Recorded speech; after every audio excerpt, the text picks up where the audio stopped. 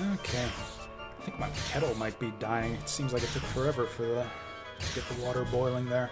Anyway, so this is Vandal Hearts. Like I said, kind of a child classic from my childhood. I still like this game a fair bit and replay it from time to time. This is the game that kind of got me hooked on tactical RPGs for a little while, although there weren't that many to choose from back in the day. Like I said, in the 16-bit era, you had like Shining Force, which I had kind of missed out on at the time, and Tactics Ogre, which was kind of rare. I don't even know if that one was released in North America. Fire Emblem wasn't ever released in English either at that time. I'm sure there's another one that I'm forgetting. Another major entry point into the SRPG genre. But anyways, this was the one that kind of got me hooked. I'd actually played Final Fantasy Tactics before this, but it was kind of too much all at once for me, and I couldn't figure it out. I couldn't get into it. I got stuck on one of the very early battles. But yeah, later on, I tried out Vandal Hearts and liked it a lot and kind of got a better understanding of just tactical battles and all that stuff. So yeah, here I am years later playing a bunch of other games in this style, and here we are again replaying this one. So, okay, one thing I'm going to mention is I think I've decided I'm going to make this a challenge run. Oh, I want to be quiet for this. Too quiet. For over a millennium, the fertile lands in the heart of this vast continent were ruled by the holy Asha dynasty, descendants of Toroa the Messiah. However, it is man's doom to forget. Amidst all the wealth and exotic pleasures, the nobility lost their way and sank into corruption and depravity, forgetting even the holy teaching of Toroa. It was in these days of unrest that the citizens, struggling under an oppressive regime, rose up and, under the leadership of Aris the Sage, took up arms against the kingdom. That was the first outbreak of violence in what would later be known simply as the Revolution. The royal army's counterattack was swift and fierce, but time and time again they were put to flight by the cunning strategies of Aris and the indomitable will of the advancing Liberation Army. That's my tea. I'll get that in a second. Victory in hand, the rebels set up a council and worked to establish the continent's first democracy. And so, the Republic of Ishtaria was born. However, Aris the Sage, whom all hoped would lead the country, mysteriously vanished and has not been seen again to this day.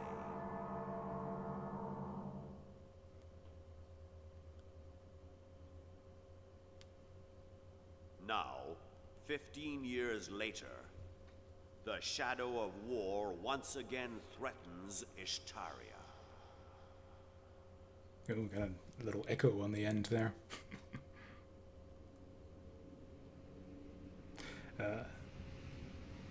Okay, I really love that opening narration. It's just been stuck in my head for years. Like, anytime any type of video game starts its intro with just a shot of a world map, that's just instantly in my head. Sostegaria. That's just like an internal meme or something. It's just anytime shot of a map in a video game, Sostegaria. It's just, I don't know, private joke or something. I'm gonna go grab my tea before we continue on with this.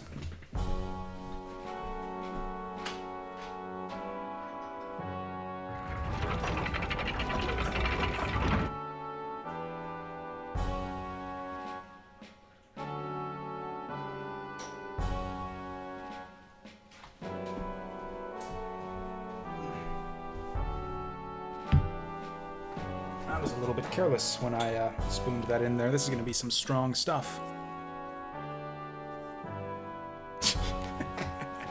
So yeah, a meme of one. Yeah.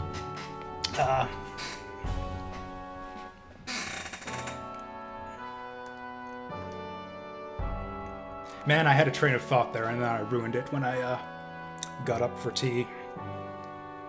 Anyways, but yeah, the introductory narration there does a good job of setting up this scenario here. We'll kind of see what the current situation is with the Republic 15 years later in fairly short order. Yeah, sure enough, yeah, you can see the little concentric, semi-transparent circles on the Saturn. That effect is, yeah, gone here.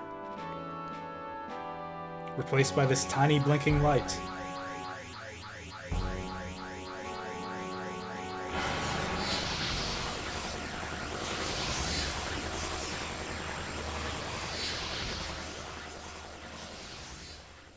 Oh yeah, what was the stupid name that they had for the first chapter on the Saturn version? Pretty sure they replaced that with something a little bit less Englishy here.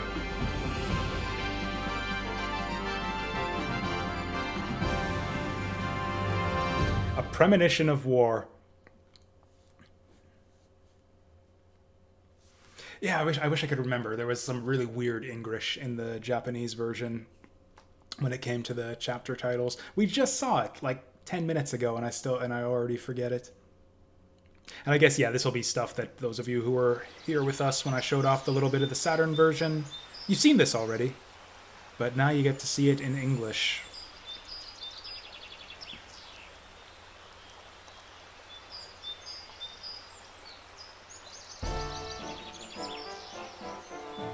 I like how they introduce your party members here as just merchant, as if you like trying to fake you out, as if you don't immediately realize that these are your heroes in disguise.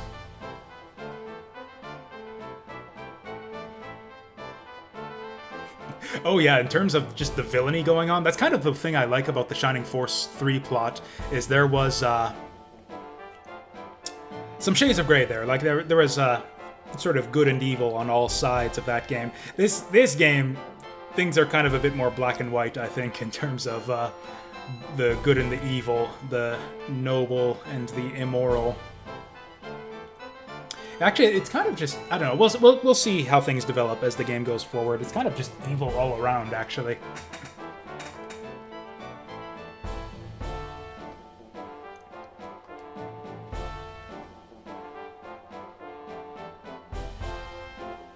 Zoot is such a... I've always thought that Zoot was a funny name for a bandit. Again, with the Konami kind of attention to detail here, you never see these merchant sprites ever again. Like, they have your party members never disguise themselves as merchants ever again after this, and yet they went through the effort of drawing up these special portraits for them.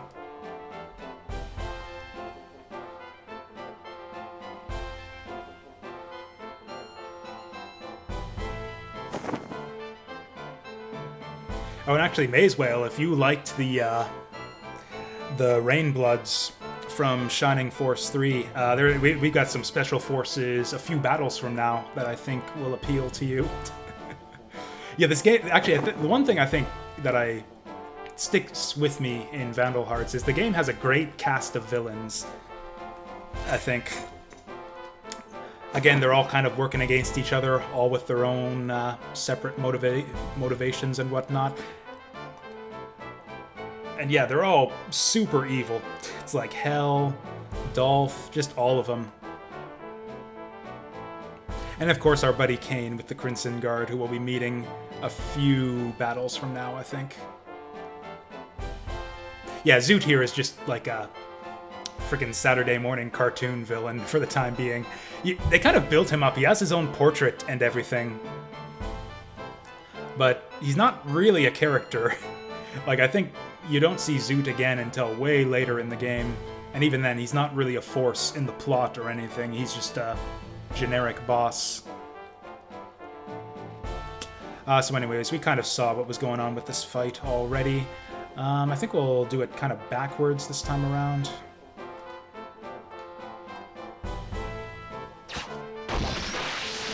And again, going into such a similar game, coming here from Shining Force. It's all these weird little differences that are standing out to me. The fact that there's no sound effect for picking items off of the menus here. Like I'm just selecting attack from the menu and there's no confirmation sound effect is coming across as kind of weird to me. Oh yeah, I'll take some time to maybe explain the basics of the game here. It's kind of your yeah, there's way less blood in this version, which is kind of funny because if you hadn't seen the Saturn version already, you would think, wow, that's a lot of blood. But coming here from the Saturn version, it's just like, oh, this blood spurt is pretty tame. I'm trying to set this up because Diego's actually in a little bit of danger here. If those hunters team up on him, he could be in some trouble. So actually, I think what we might end up doing is just getting Clint to solo this one.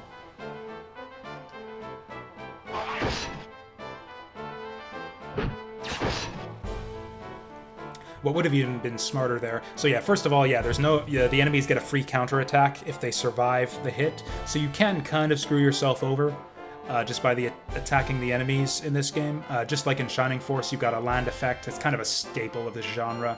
Every tactical RPG since Fire Emblem has had this sort of thing. Yeah, you can see Thicket is 15% defense, Prairies is 5. Like a genius, I sat Clint here on the... Actually, you know what we can do is we can stick Diego right here, and then he's on the good land, and then he can kill this guy without suffering a counterattack. So you can see we got support right there. You get bonus damage, essentially a flanking bonus, if you have an ally next to an enemy that you're attacking. So that's kind of neat. Facing is actually a thing in this game. And also, yeah, you've got full force activations here in terms of turn order. Yes, that's the thing is, yeah, Shining Force's turn system is very weird. It's essentially, when you think about it, it's the same turn order system as traditional JRPGs, where it's just slightly randomized order based on everyone's agility stat. But yeah, most tactical RPGs do it the way this game does, whereas you move all your guys in the order you want, and then they move all their guys in the order they want. You kind of move all your dudes at once, and then they move all their dudes at once, essentially.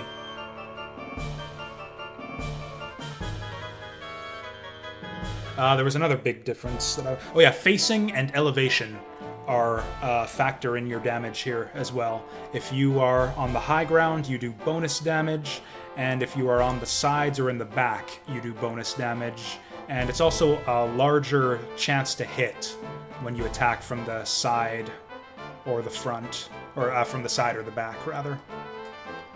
So now the enemies are kind of grouped up here, which is a bit of a sticky situation for us. So I think what we want to do here is actually just get Diego to finish this guy off. It's actually a little bit risky attacking from the front in this game. The chance to guard attacks when you attack from the front is actually quite high. I think I'm actually going to move Clint here. Oh, then Zoot can get him. That's a bit tricky. So there's no permadeath in this game, so that's kind of a nice benefit for you. Oh, he gets surrounded if I put him there. We'll put him right here. Oh yeah, you can examine for free, although it doesn't do anything. You can push things, although it doesn't really do anything most of the time. He can be done. Oh yeah, if you don't attack, then you get to choose your facing, which is important. I actually should have faced him the other way to force the enemy to go on the non-defensive ground. Oh, and examine is a thing too. This is probably my least favorite thing about this game, but there are some special tiles on the map that are usually distinguishable. For example, you can see we've got this little hole here. Little hole in the ground. And there is an item inside that hole. So if you get someone standing on top of there and you examine that space, you'll get an item pickup. Some of the items are actually crucial to getting the good ending. That's kind of the central mechanism of one of the central things of the game. Basically, is you got a bad ending where you just play the game and you get the bad ending, and there's the good ending where you got to get a specific collection of items. You basically got to find some specific items and do some specific side battles to get the Vandal Sword and get a good ending and all that. And some of the maps, it's really difficult to... Oh, I didn't think he'd be able to shoot through that tree. That's kind of bad. Yeah, this is why I wanted him facing in this direction. Clint's probably gonna need some healing here.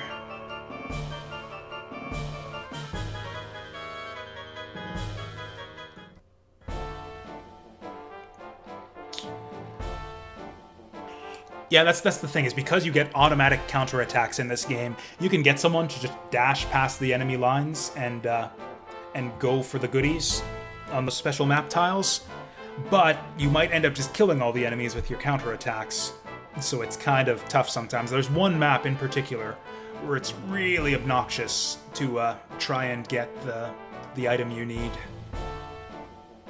Ooh, this guy's got some movement range on him. Does it show me his movement stat? It's actually kind of weird. Movement doesn't show up as a stat on his character sheet. Actually, he's got agility, which I don't actually know what agility does in this game, because there's no turn order. It might be your dodge chance, maybe. That's probably it. So Clint definitely needs healing. I think we'll set it up like this.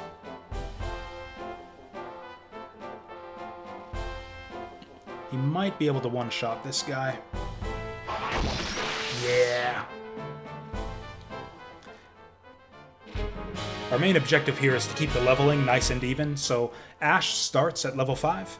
So I'm going to want these guys to get up there with him to try and feed him kills. I don't know if Diego can get this guy in one shot, and if he can't, we're in a lot of trouble. Diego's actually going to die here if we don't get him like this. I don't think it's anything good in that stupid little hole, though. I think it's just like a potion or something. Or a healing herb. Oh, actually, we can put Ash over here. Oh, he can only fairy light himself. I forgot about that. I thought he had actual healing magic. In that case, we'll just have him feed Clint this herb.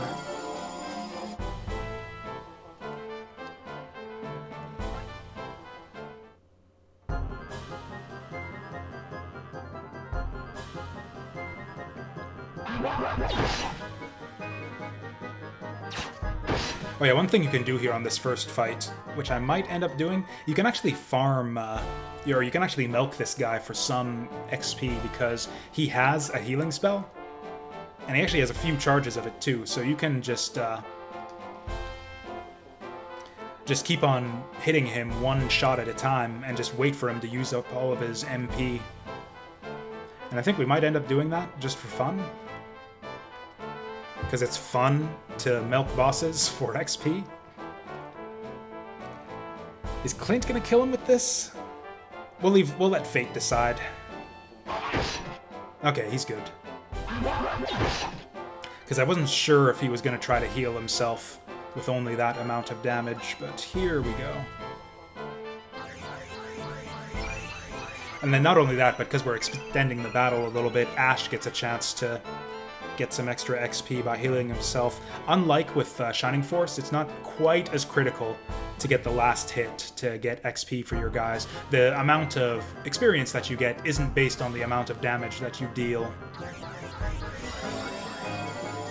At least I don't think it is. Anyways, you get a lot of healing, or a lot of XP for healing your guys as well.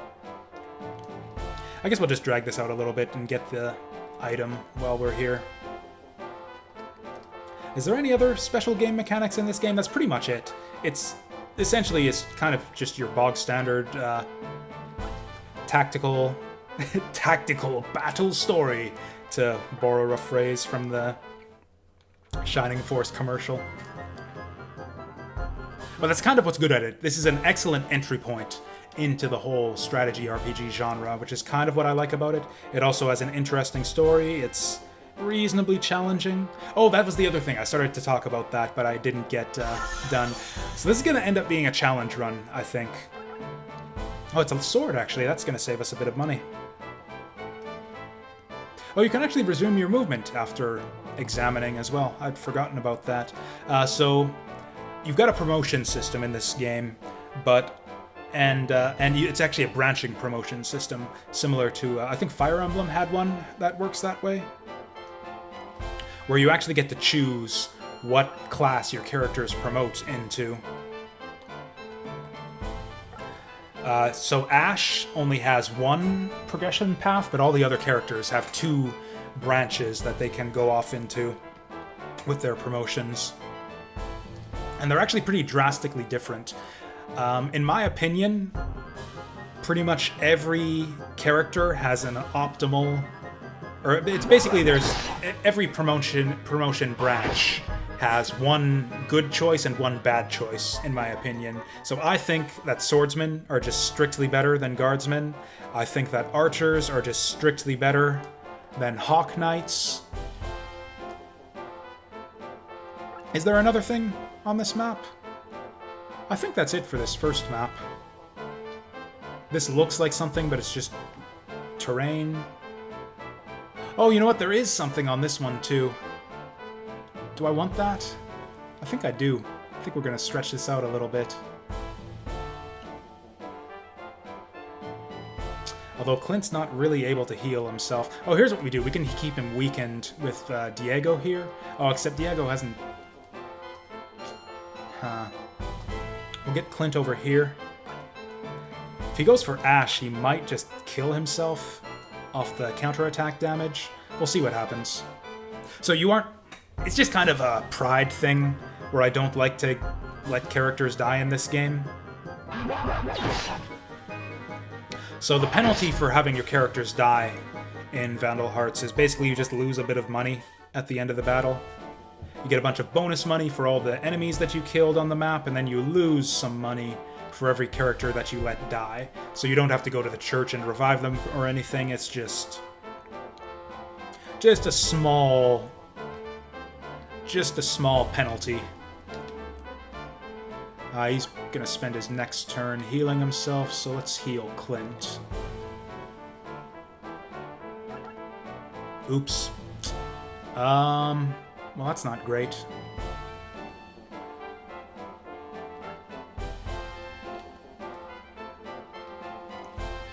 There are no generics in this game, actually. Similar to with Shining Force, every character is a character who has a role in the story.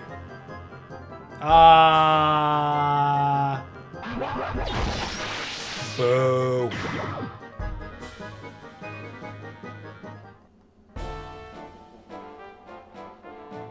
Also, there's no optional characters, so yeah, the way this game is structured is very much more in line with the way most...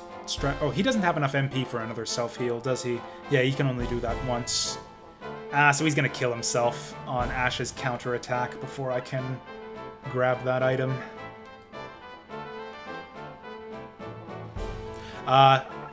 So game over is only if your hero dies. I let Ash die in the Saturn version, but yeah, it's the same as in Shining Force. If your main hero dies, then it's game over.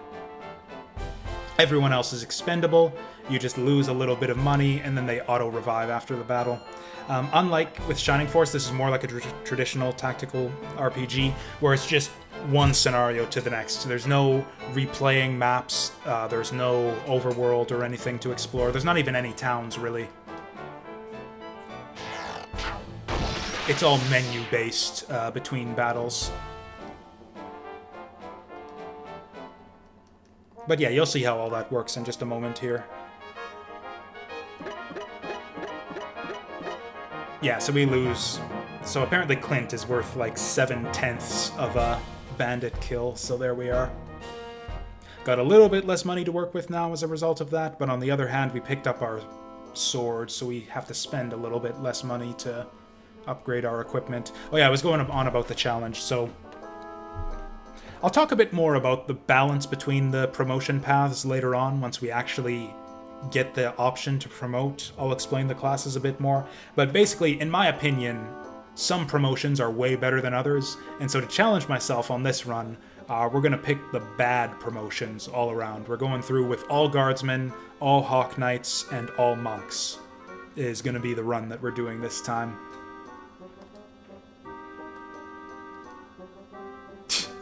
They got the revolving door prisons here in Ishtaria. Even apart from the grin, you'd think the hook hand would be a little bit more distinctive.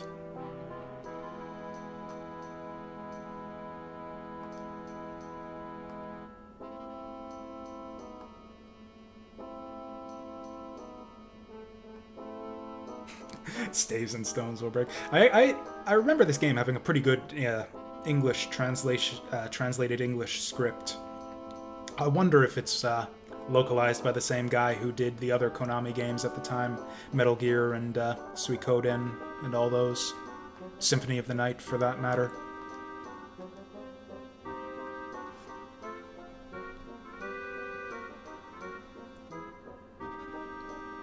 Grr. Democracy and its corruption and whatnot. Should have stuck with the monarchy.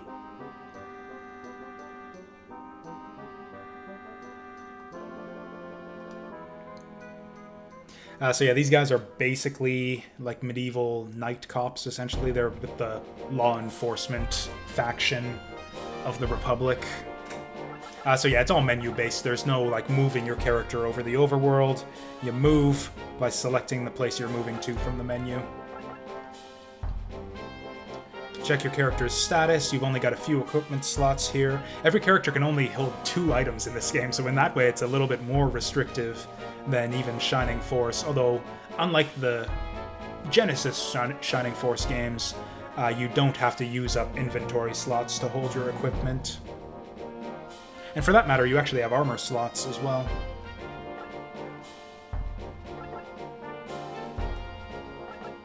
Oh yeah, I was gonna save. That's why we're in the menu here.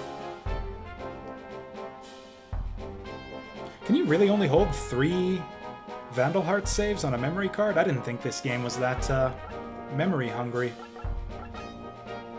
Might have been a Konami thing, because I know Azure Dreams save files take up like 3 blocks of memory.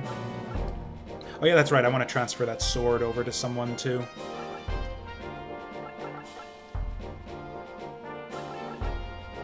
Ash has actually got one already, so I guess we'll give it to Clint.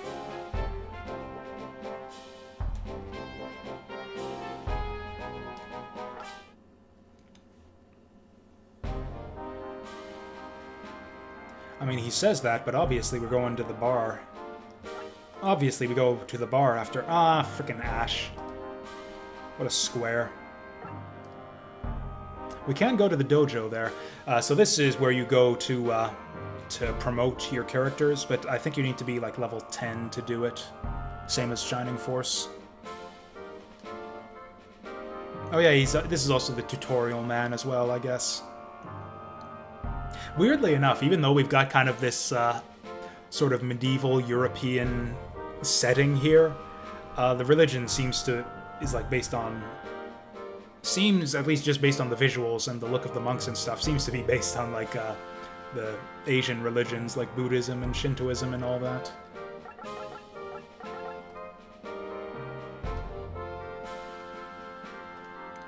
Yeah, so your promotion, you can promote at level 10, and you have a choice between one of 2 classes, but you don't get another choice at level 20. Level 20, you just sort of evolve into the final form of the class that you've chosen.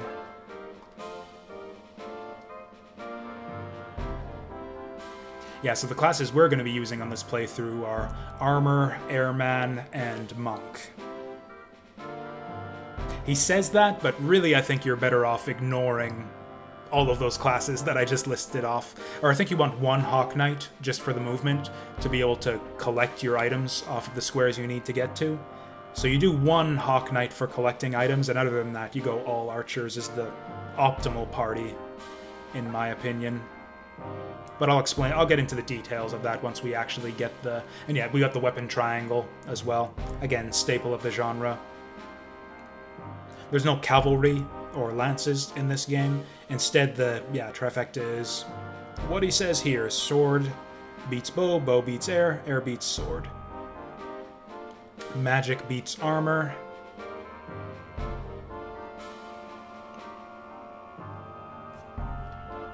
Whoops.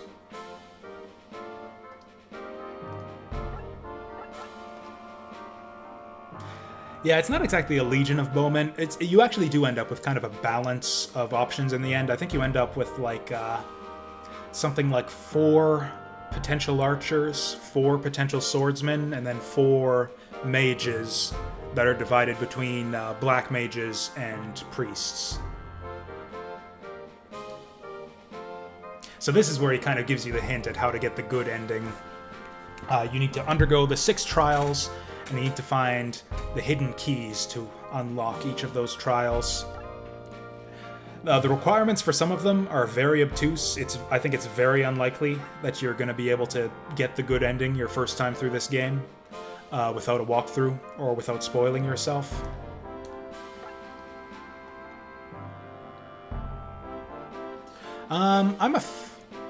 City management games are fun to mess around with. Like, I played a bit of SimCity back in the day, and I enjoyed it well enough. I've never gotten super deep into those games, though. I've never gotten addicted to any type of management sim.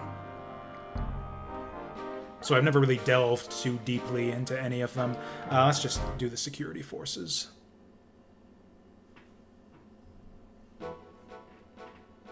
Music in this game is so good. That kind of goes without saying for Konami games. This is our boss, Clive.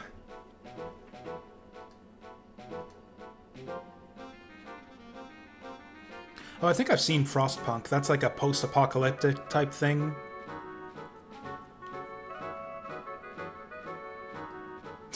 I like Diego. Honestly, I think one of the big things that appeals to me about the story in this game, it is a very, I think, well-written and likable cast of characters. And unlike in Shining Force, so there's no hidden, other than the 6 trials of Taroa for the good ending, there aren't really any hidden secrets in this game, other than those 6 trials. There are no hidden or optional characters or anything. You'll just recruit all of the main characters naturally over the course of the story. And so and the benefit of that is they all have roles in the story.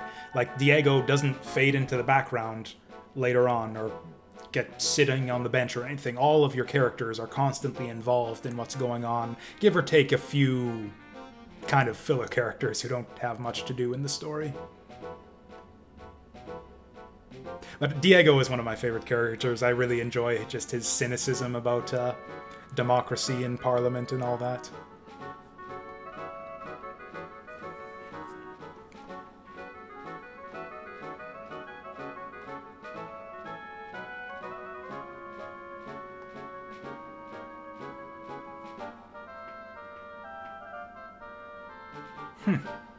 That sounds really amusing.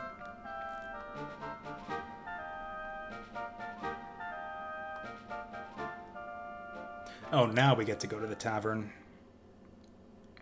Or you know what, now that I think of it, it's been a long time since I played this game. Like, probably at least 5 or 6 years. But now that I think of it, we're gonna get to meet the Crimson Guard right away here, I think. Oh, is there no... Oh, there is a shop. I just overlooked it. Can we even afford any new stuff? So we got our longsword already. We don't have anyone who can use a staff just yet, so I think longbow is the only thing we need. Oh, we need armor, too.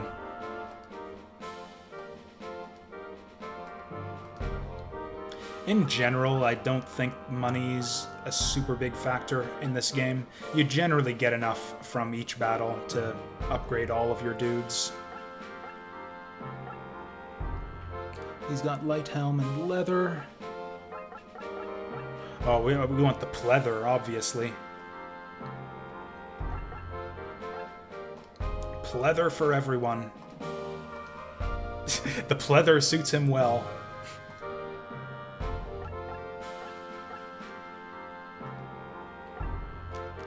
So it seems like it commits you to the purchase before you... Oh, Diego's got pleather already, too. Naturally, he seems like the kind of guy who would be wearing pleather in the first place, to be honest. So if I select this and I say no, okay, you aren't committed to the purchase after you say you'll buy it. That's good. It's kind of neat how each character has one piece of kind of advanced equipment.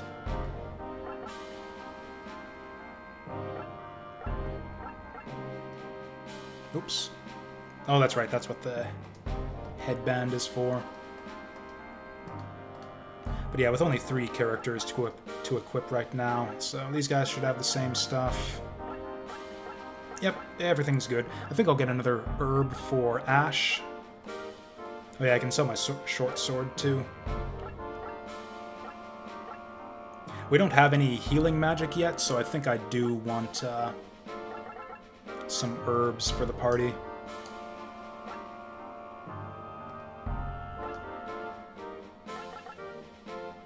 Oh yeah, Fire Gem. I've never bothered to buy the magic items in this game. They're really expensive. And they're all one-shots, so it's hardly worth it.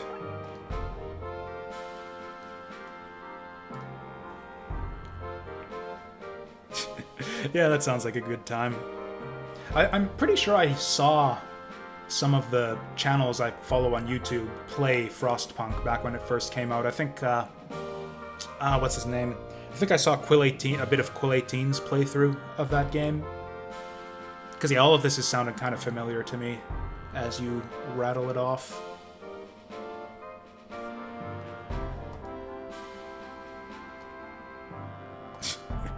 Lot of, yeah, political discussion here in the early parts of the game.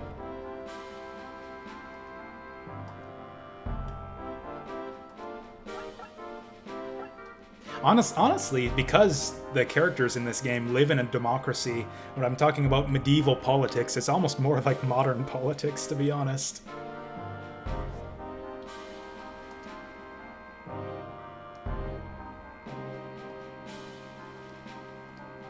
But yeah, the general gist that you get out of all the discussion here is that there's general unrest among the people, and maybe monarchy wasn't such a bad thing after all.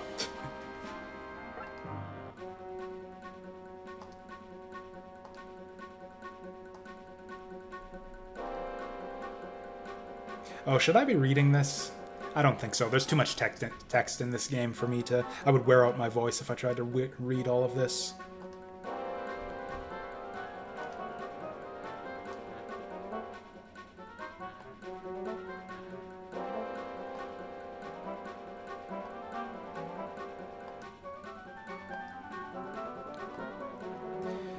Yeah, so if the general unrest among the people talking among the tavern wasn't enough to give a clear idea that maybe the transition to democracy wasn't such a good thing after all.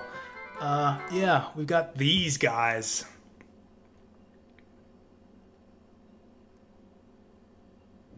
Who we get to see after a brief loading screen.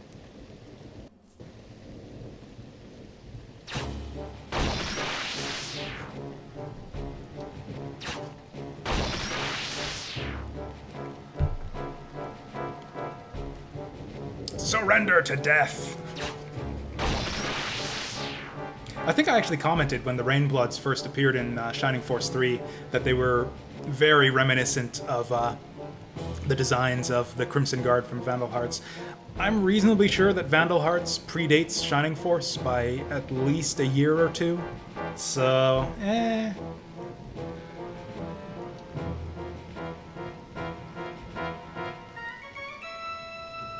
Oh yeah, he's a right-winger. I forgot about that.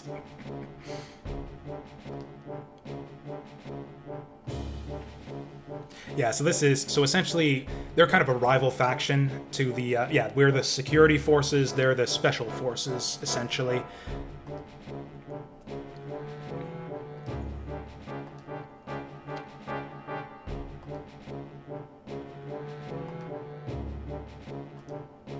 I kind of appreciate how they cram so much just sort of incidental setting explanation right here. Like, instantly right here with one line, we find out kind of the deal with Ash's background. And it's just like one line, and then there it is, and you kind of know a little bit more about Ash's motivations.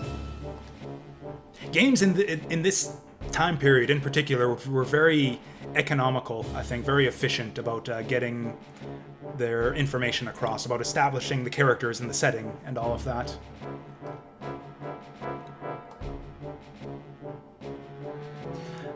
I've actually heard general criticisms around the internet that agree with you.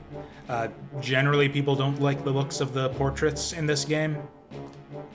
I don't know. Maybe it's because I played this game as a kid. I always thought they looked good. It has its own kind of signature style. Although, if you think these faces look derpy, I'm not going to play Vandal Hearts 2. It's just too much of a commitment. Vandal Hearts 2 is really long, and it's not... It's a really interesting game, but it's really long and not that good overall. But I might, once we're done with this, I might play Vandal Hearts 2 just long enough to show off some of the character portraits, and you can let me know then whether you think they're an improvement over the portraits in this game. Or I guess you can just look them up for yourself. Vandal Hearts 2 took a dramatic stylistic shift with its character portraits, I'll say that for now.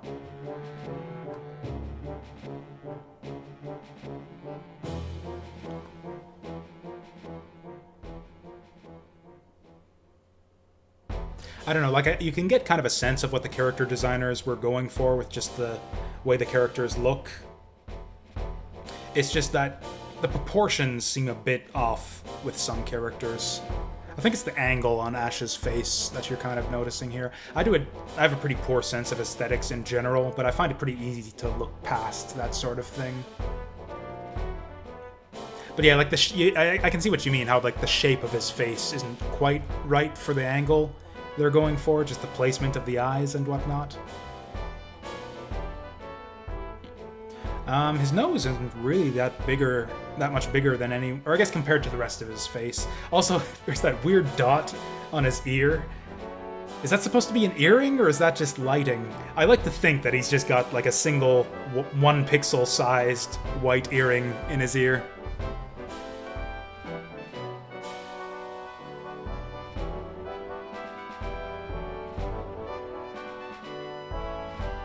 I mean, that's just kind of a staple of anime, though, isn't it? Is some anime characters have different looking eyes, and that's kind of their character. Oh, this is going to be a little bit tricky, actually. So this is where the first part where we kind of get to see the weapon triangle in effect here. The first batch of enemies we have to deal with are flyers. You can actually see that by the icon next to the enemy's name. He's a flyer. Diego's an archer, and these guys are swordsmen. Flyers have the advantage against swordsmen, so we're going to be leaning on Diego pretty heavily to clear out this first batch of enemies. Also, there's a circle of grass right there, which I believe has an item for us. Looks like it's 4-panel range on the bow and arrow here. Yeah, you can one-shot him.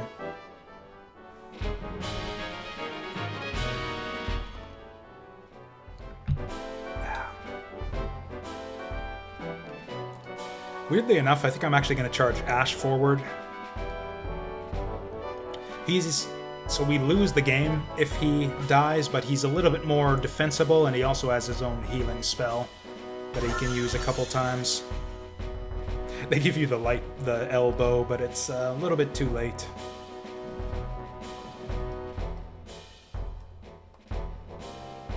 Oh yeah, you have to attack treasure chests to get them to open in this game too. These first battles are pretty simple because you only got 3 characters. Yep, he gets in behind, and we take a fair bit of damage. To kind of balance out the type weakness, they made these guys pretty weak. So you can, even though they've got the type advantage, they're still weak enough that you can handle them with your swordsman, which is why they go down so easily to Diego's bow.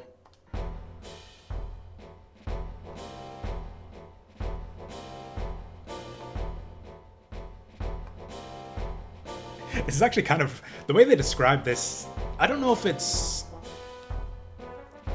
I don't know enough history to say whether this is true or not, or actually maybe you may as well would know more about this. I'm getting a real kind of Russian revolution-y vibe to the revolution that preceded the events of this game. Or at least the sort of Western perception of the Russian Revolution. Just like the way you hear about the revolutionists oppressing the former nobility and stuff. It reminds me of like the movie Anastasia, for example. How do we want to handle this? I think we'll have Diego move up the field. Now, the two of these guys working together should be able to take this guy down. The problem is the counterattack will weaken us quite a bit. Oh, he's not going to get a counterattack. We're just going to kill him. Oh, wow. Ash is actually falling behind in levels. So I actually don't want him to attack the War Ghost there. Instead, I'm going to park his ass on the grass here. You know, that's weird how the ghosts bleed, too, now that you mention it. There are other enemies in the game who you wouldn't expect to have blood, like golems and stuff. And sure enough, they have different death animations. The golem, the rock monsters, do not bleed. Oh, why did I put him there? Now he's got the height advantage on me. I was thinking, oh, we'll put him on the grass. But yeah, now he's got the height advantage.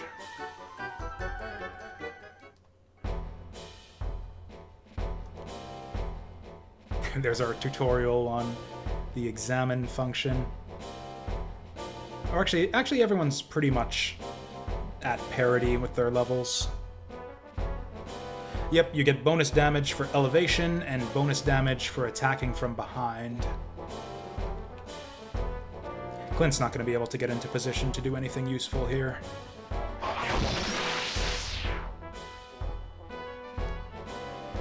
I mean, you don't know for sure that it's like a ghost armor. Maybe there is some kind of weird zombie creature with blood inside that armor. Maybe he just doesn't have any legs. Doesn't need them because he can fly around.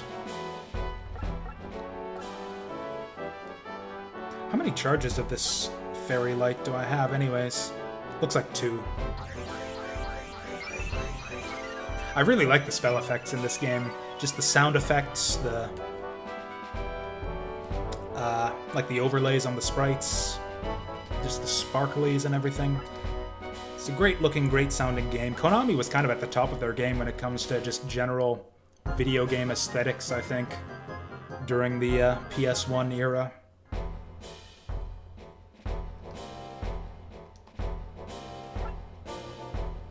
Again, a lot of that down to just the raw amount of talent in the Konami music studio.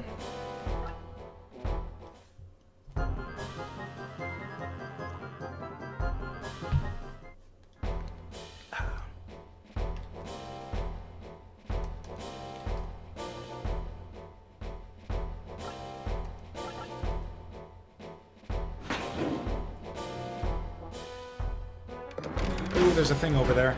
I see a thing over there.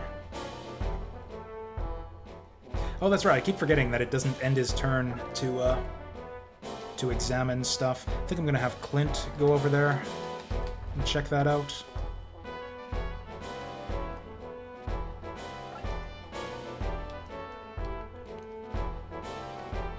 Actually, I think I want Diego.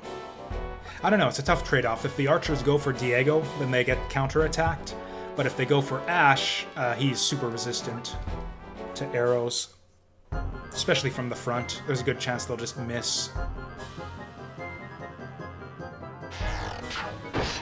Boo.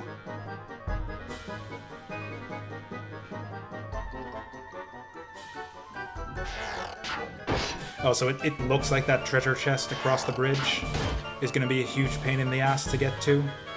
But our objective for this map is actually not just to kill all the enemies, but to move our guys to the church. So we have all the time we want to grab the goodies on this map. In fact, I might even take advantage of that and get Clint in on this.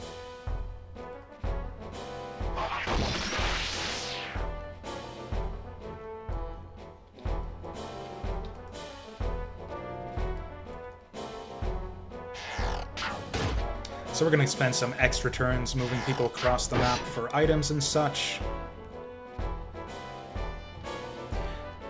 Yeah, I think I agree with you there. Honestly, I think it makes strategy games more interesting when you have a turn limit. You have that added incentive to actually be strategic and make efficient plays and whatnot.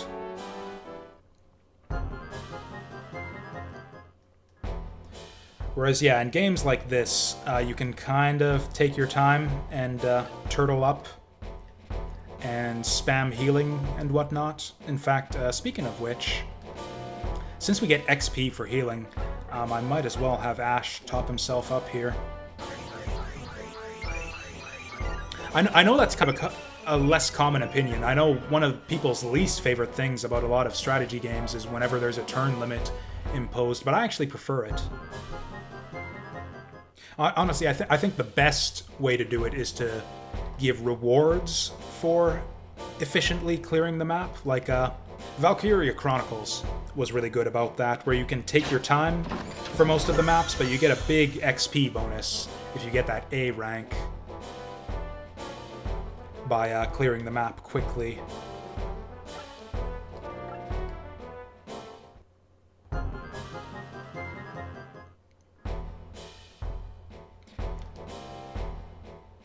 Oh, really? I actually really enjoyed... mind you, it really restricted your tactics. You kind of had to deliberately break the game in Valkyria Chronicles in order to get those S ranks.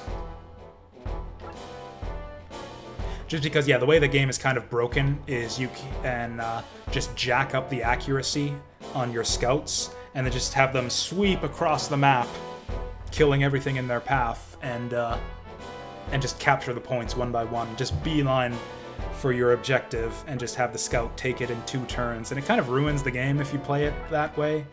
But yet that's kind of the only way to play it if you want to get those S ranks.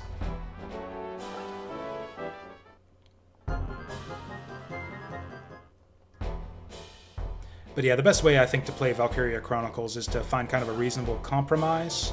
I think only Ash needs to make it to the church to finish this map, but I'll move these guys up just in case.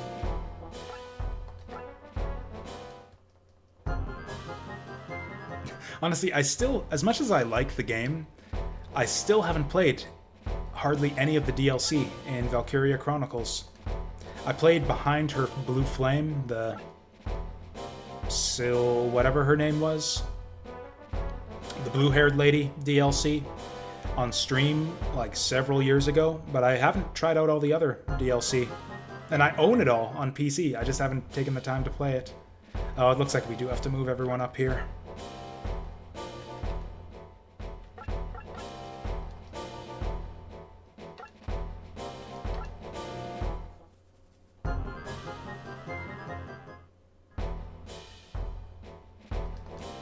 I kind of wish they would let you just win the map after you've killed all the enemies.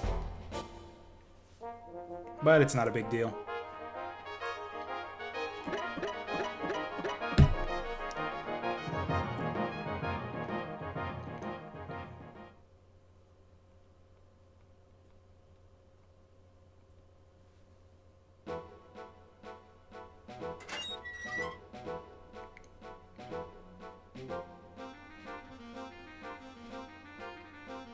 You're surrounded?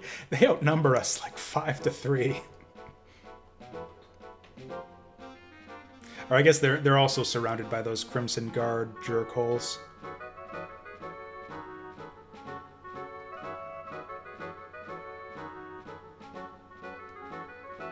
Blood-drinking devil. See, I really like the English script in this game. It was unusual to find good English translations of games back in these days.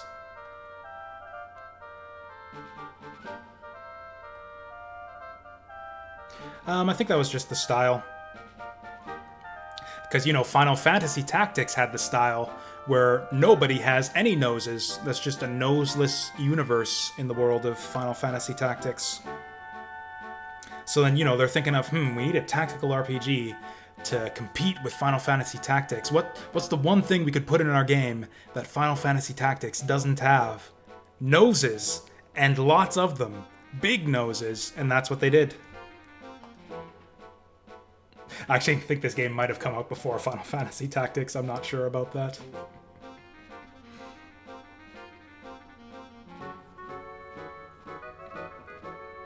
You can see them on their sprites, too. Very prominent noses. It's almost like they were, like, rubbing it in Final Fantasy Tactics' face.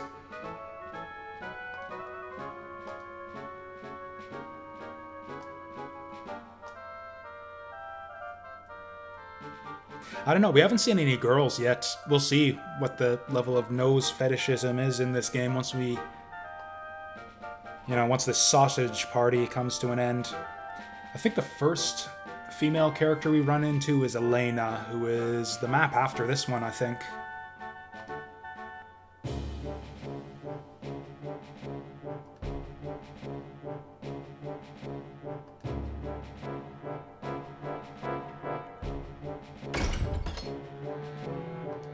Oh, the door, the sound design in this game is just so on point. That intimidating, just loud-ass door closing sound. You know some real shit's gonna go down after you hear that sound effect.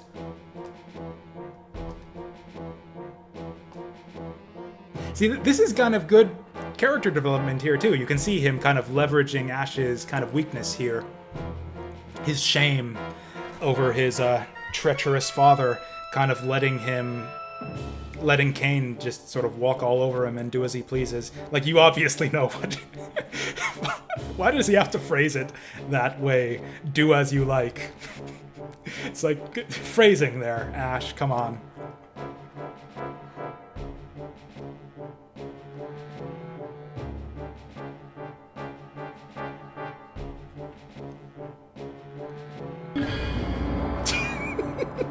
Shit.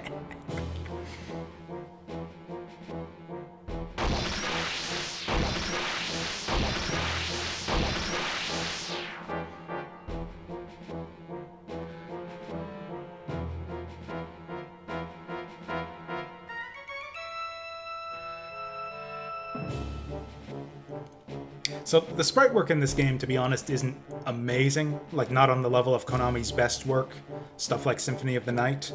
But I appreciate the attention to detail in the animation, at least. Like, they went the extra mile, even though it doesn't look amazing, and they kind of have the same... all the animations are just kind of small modifications to their basic poses, but still, you can see Clint's mouth agape there. Diego gritting his teeth or something on his sprite? It's hard to tell. Ash looking like he just ate like like a bad piece of fish or something. He looks like he's about to vomit.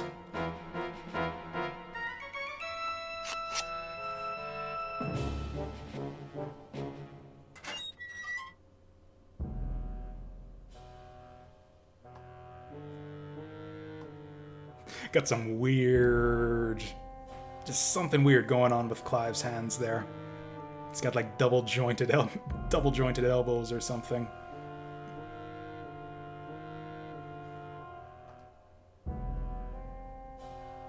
What the hell is going on with his elbows there? It looks so weird.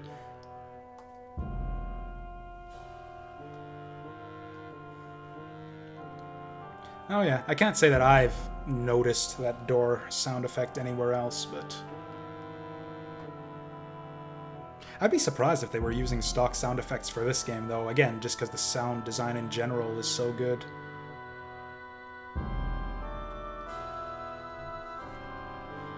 And again, they kind of throw in the bit of extra exposition or extra character development that, oh, by the way, this guy is the son of some political big shot. And they just, like, drop it there in one line, work it in naturally to the script, and then just leave it.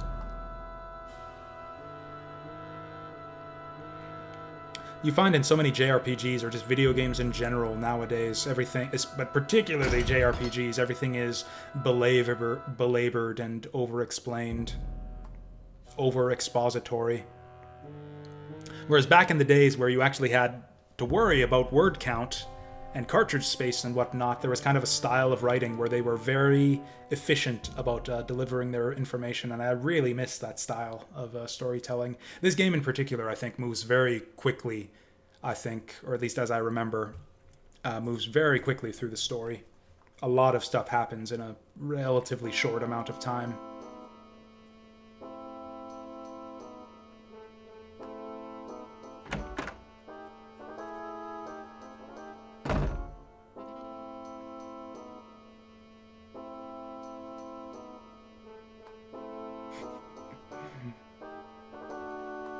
Yep, here's Dolph Crowley from the Young Revolutionary Party. Seems legit. We know how great revolutionaries are in this game.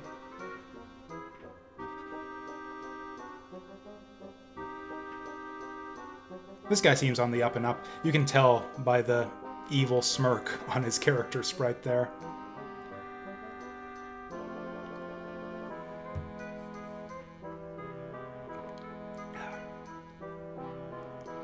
I don't know, maybe I'm just used to big noses. Maybe that's just kind of the world I live in. The portraits look fine to me. They're not anime-style noses, I'll say that. It's a different art style from your standard kind of generic anime style.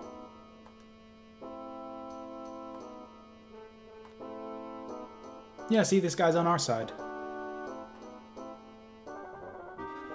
I don't think we even meet Ronaldo Castile at all in this game. He doesn't last long.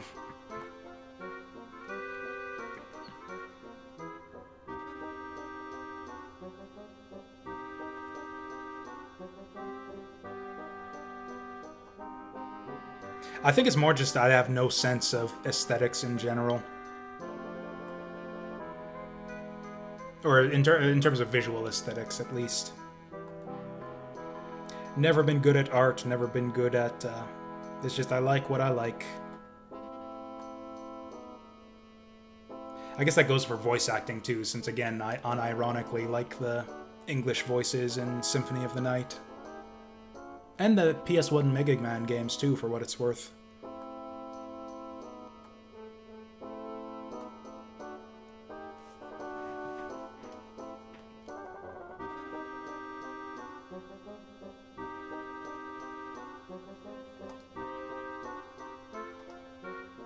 Magnus Dunbar? You mean that guy who grabbed the evil stone in the intro? Actually, did they name him? Did they identify him as Magnus in that scene? I don't remember. Anyways, I just did.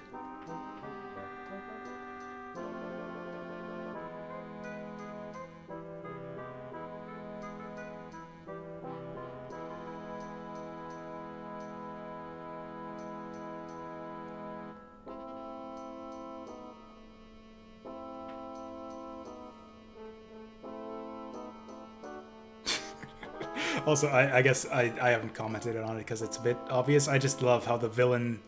I guess spoiler alert here. Hell Spites is the villain. I know you wouldn't... Oh, also, Hell Spites is his face when you see it. It's a memorable face, we'll say that.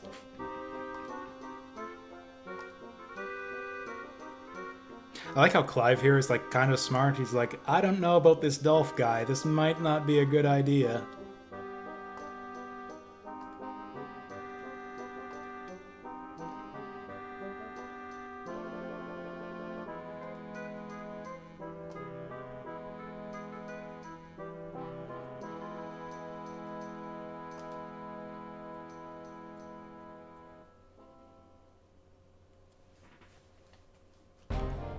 Okay, and now we're on a journey. I'm pretty sure the shop is just the same stuff that was there last time.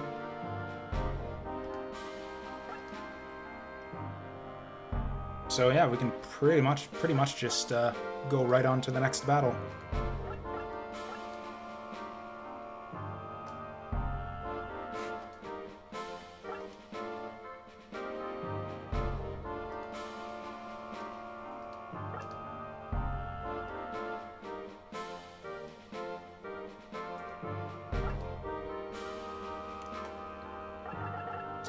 So we're gonna make a save here. How much time do I have left anyways?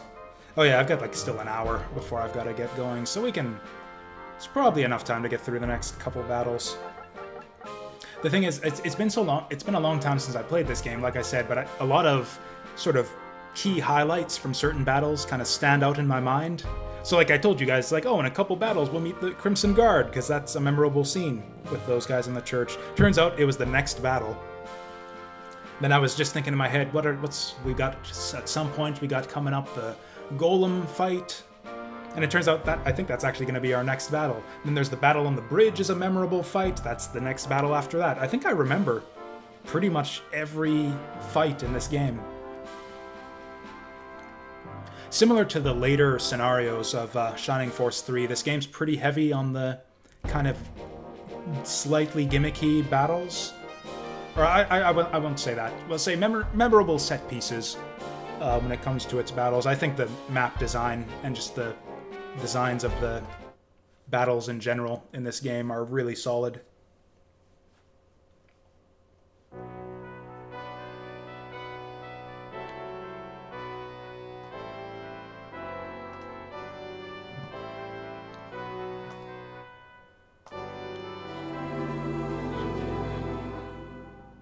Yep, that is the sound of a mysterious voice.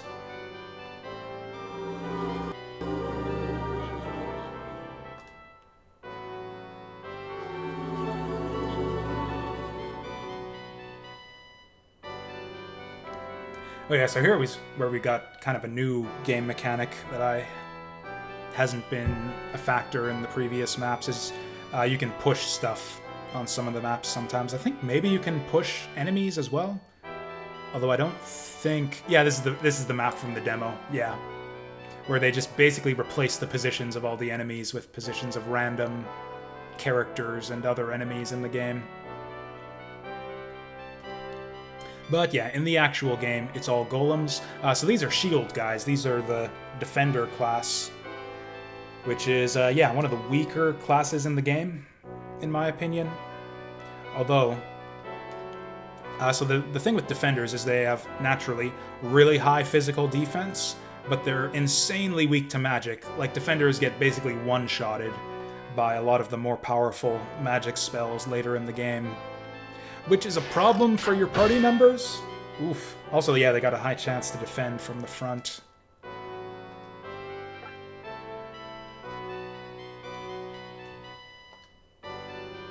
But the other downside of defenders is they also don't move very quickly, so they're not very maneuverable, and they just get slaughtered by ranged magic, which has an insane range by the time you get to the end of the game. Do they? He does. It's kind of a small one. Actually, the human characters have bigger noses than the golems, despite the golems having heads that are like twice the size, but yeah. It's there.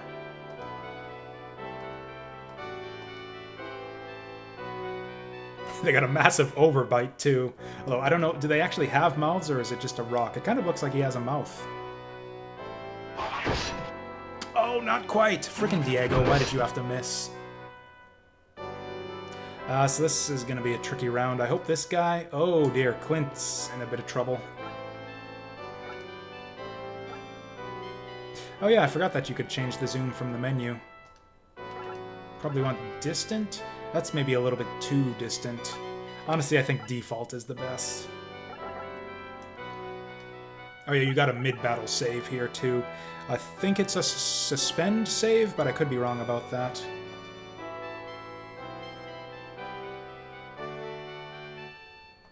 Oh no, yeah, you can just save scum as much as you want. No special objectives here, we just need to kill all the golems.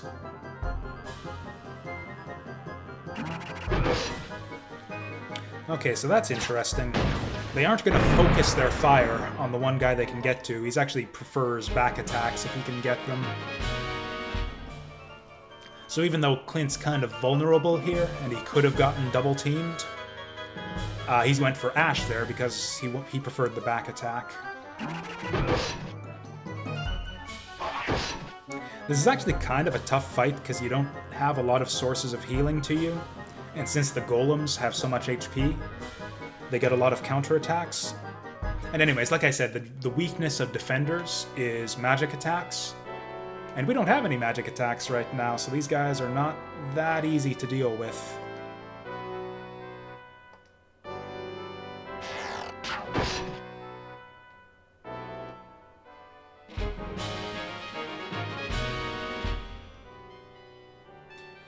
I think I'm actually going to move Clint to the side. Maybe? Ooh, Diego's in a bit of trouble. Although he's got a lot of HP. Here's what we're going to do. We're going to move Clint here so that he can tank the golem and protect Diego. And we're going to move Ash here to finish this guy off, because if he misses, he'll be in a better position to weather the counterattack. Because, yeah, defenders have a very high chance to reflect attacks from the front. Or deflect, I should say.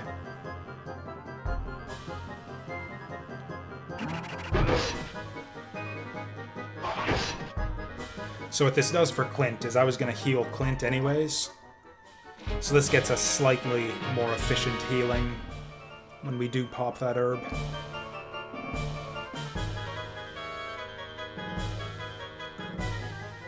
I actually think these early battles, like this battle in particular, is maybe one of the harder battles in the game. Just because you don't really have a source of reliable healing at this point, and the enemies outnumber you by quite a bit. You're actually going to see the size of our party expand by quite a lot after this fight, actually.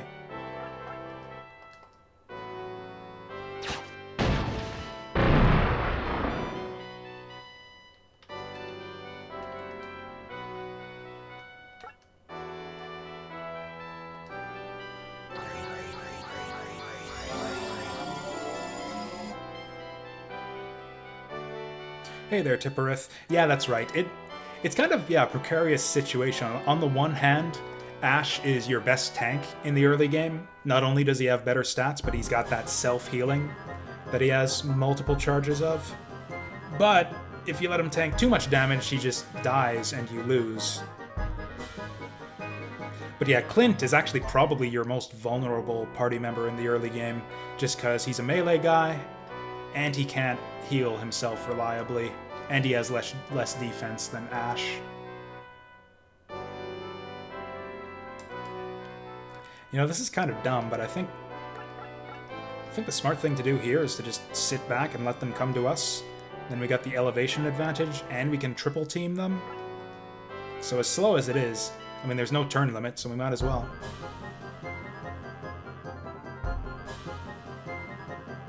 I'm really mad that I let Clint die on the first map, so I'd really like to get through these early game maps with no losses.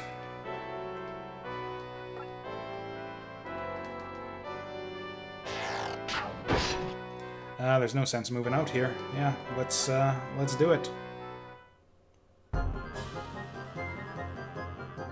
And oh man, if Ash is OP in the early game, man, because yeah, to be clear, I am going to be going for the good ending here. Yeah, the 6 keys and the Vandal sword and all that. And man, if Ash is OP here, wait until you see him after he promotes to the Vandalier class. Holy shit.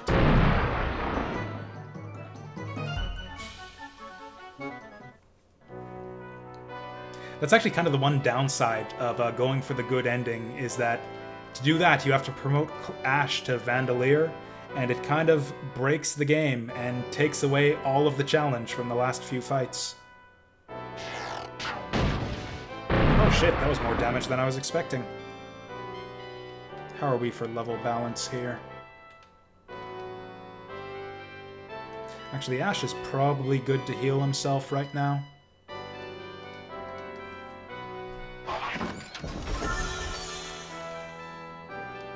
Oh good, we got an elixir.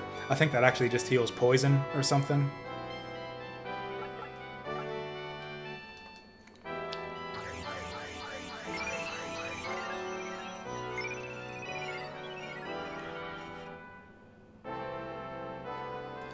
I could have waited a little bit on that healing there, but honestly, in terms of milking all the XP you can out of every map, that's kind of a big thing in this type of strategy game in general, since you can't replay maps. There's no farming like you can do, or no grinding that you can do for your characters, like in a game like Shining Force. So it's kind of important to try to balance out your XP gains as much as possible, and just, yeah, milk every map for all it's worth.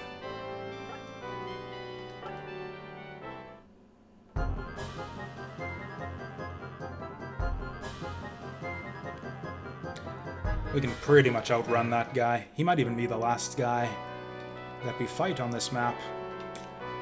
Okay, here's what we're gonna do.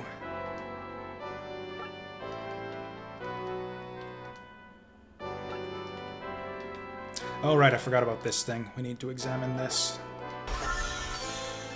Ooh, Fire Gem. Ah, we can't hold it. Fire Gem would actually be useful on this map, since we have no other source of magic against the golems. Oh, he's not gonna take the bait. Maybe we should take this guy who's running up on our ass right here. How far can this guy move?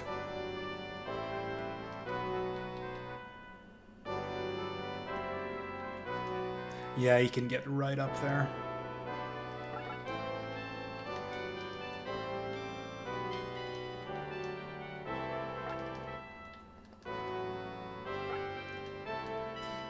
So, like I said, there are some pushable objects on this map. Yeah, you can roll this boulder down the stairs and flatten the golems, which is a lot of fun. But, you know, obviously if you're going to do a trick like that, you want to hit more than one golem. So we'll see if we can bait these guys forward. If not, we'll just push it right now. Yes! Oh shit, I didn't think he'd be able to run up on Clint this soon. We got the elevation advantage though, so this should be fine.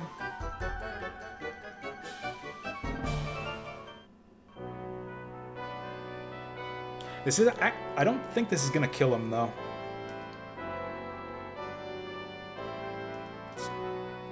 But we'll go for it.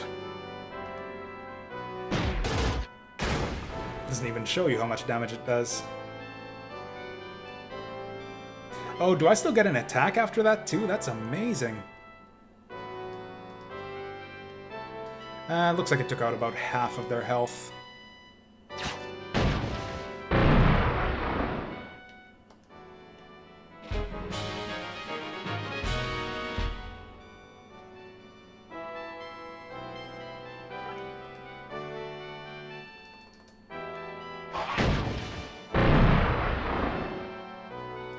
I really like the attack animations in this game too. They get even fancier and more involved once you promote. Oh yeah, this is one thing I forgot to mention. You can see how you get improved range when you attack from an elevation. So even though we've got 4 range with the bow, since we're attacking downward, we've got that extra panel. I don't think this is going to kill him. Definitely not. Oh, this is going to be tricky too. We need to get this treasure chest without killing the golem. I might have screwed myself here.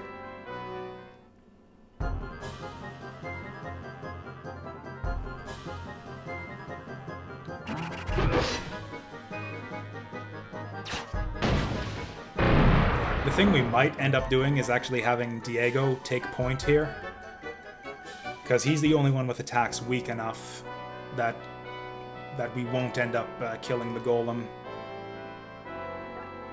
I'm actually going to have him heal himself now, just because I don't... Oh, he does have some ice magic. I'm not going to use it, though.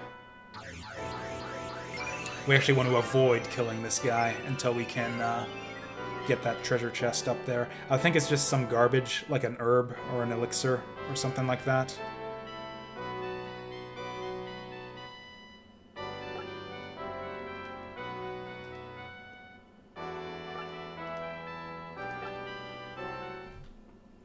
So the trick here is going to be getting Diego to survive.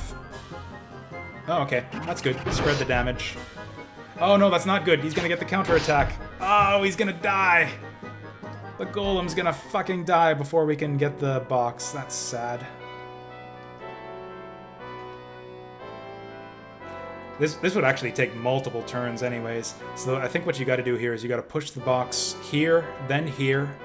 Then you can use it as a stepping stool to go around on this side, hop on top of the box and get the treasure chest.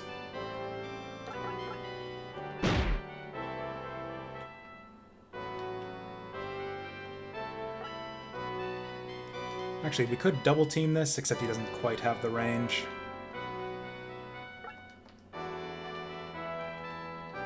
Well, we're not going to be able to get it anyways, so I think I'm just going to have Clint finish it off.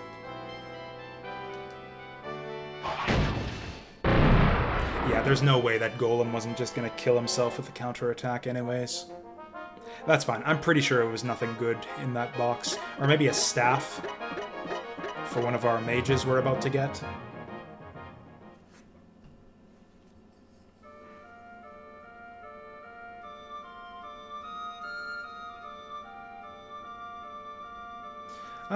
Her nose is kind of normal-sized. I don't think it's nose fetishism that's going on with the character portraits in this game.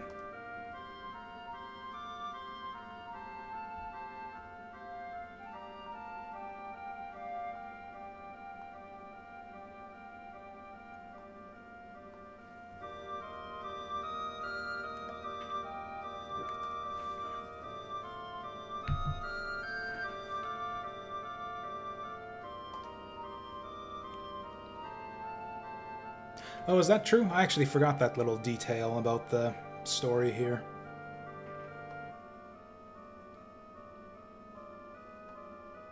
About her not being from Ishtaria.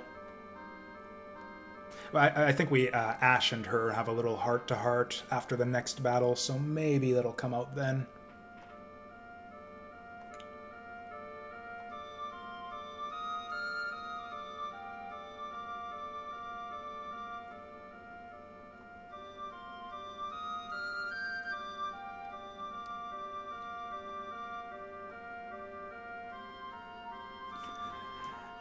I think we're fine with just the three of us. Well, now she's got us. I don't think that there's any impactful decisions whatsoever in this game. Every single decision is just flavor, where the same thing happens no matter what.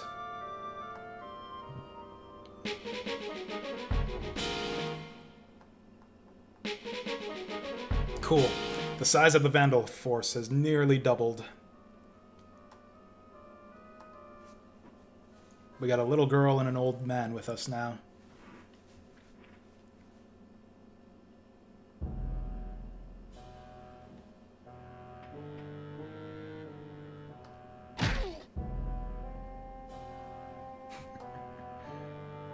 Oh, the violence here. Okay, so this is Hell Spites, who, now that I've seen this pointed out on Twitter, I can't unsee it. He basically looks like a cross between Steve Bannon and Donald Trump, and now that I've had that pointed out to me, I can't unsee it.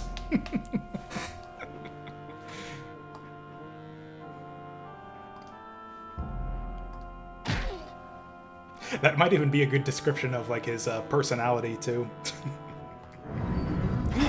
Dun dun dun! It turns out that the dude with the evil smirk was actually a bad guy. Turban? You know, now that you mention it, yeah, it does kind of look like it.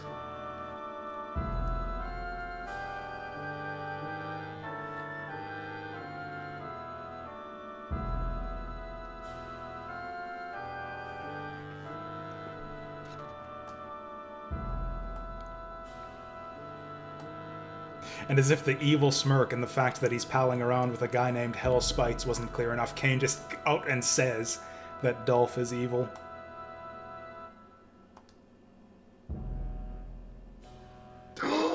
Dun dun dun. And he dropped, let's drop. This is actually kind of misleading right here. The fact that he says that one of his people has already infiltrated the group. Which I guess maybe I've spoiled that now that I've said that that was misleading. I don't know. I mean, I suppose it makes sense. He wouldn't know, like, the exact moment when his traitor joins the group because he, you know, he's not omniscient or whatever.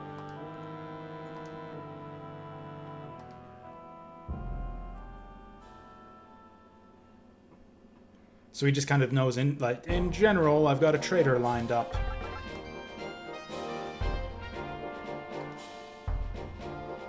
I think that might actually be deliberately misleading, so that you're meant to suspect. Honestly, I thought it was Huxley. When he mentioned the traitor there, it's like, he's not going to employ a little girl, right? It's got to be Huxley. Oh yeah, do we have any new items? Anything we want to... anything equipable? Nothing. Fire gem, but that's not that useful. I probably want the herb on someone who can use it. Probably Eleni, actually. That way everyone's got healing capability. Fire gem I'll probably just sell for money. Mushroom, I don't know what it does. I think that might be a plot item for unlocking the Trial of Taroa for this chapter. Every chapter has some sort of special requirement, usually an item that you need to get to unlock Taroa's trial. There was something else I wanted to get rid of. Oh yeah, this elbow we don't need.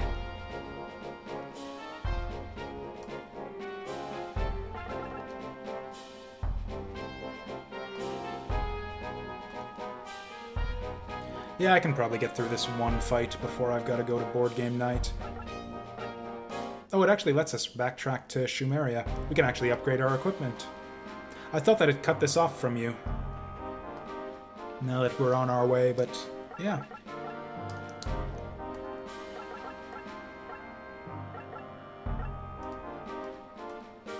I don't actually know that the staff does anything for priests in this game. I don't know, maybe they get a bonus to their magic spells, maybe not. I don't know the answer to that.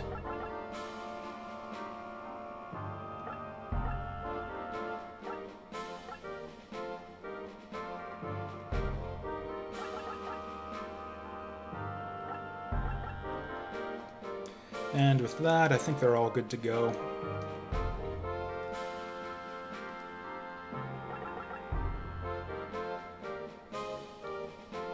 I'm trying to think now, by way of comparison to Shining Force, how soon was it before you get your first new party members in the Shining Force games?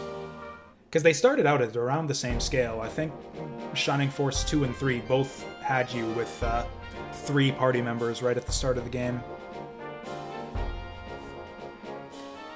Because yeah, Shining Force 2, it was Bowie, Chester, and Sarah, and then 3, it was actually basically the same setup. You had a priest, hero, and a centaur. Yeah, this is the bridge fight right here.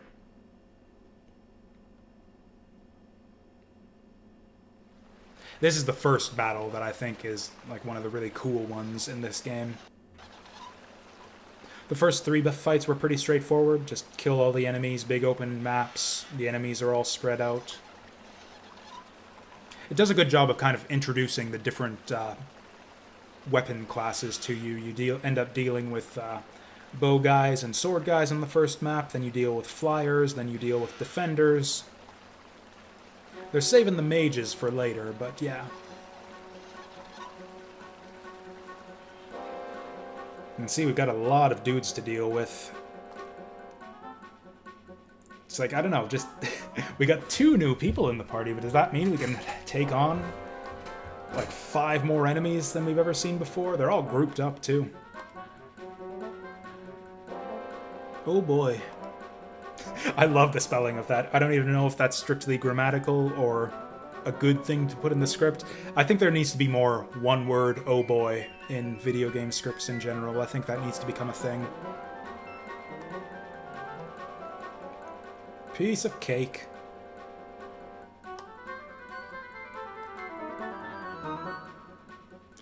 So yeah, this is the first map where we get kind of a big twist on the scenario. So this time, not exactly a turn limit, but we do have some time pressure of a sort. This guy has a really weird fucking face now that I look at it. Man, talk about your big noses. This one actually bothers me a little bit. Also, the way his headband looks kind of looks like he's got like a toque on, which is also weird.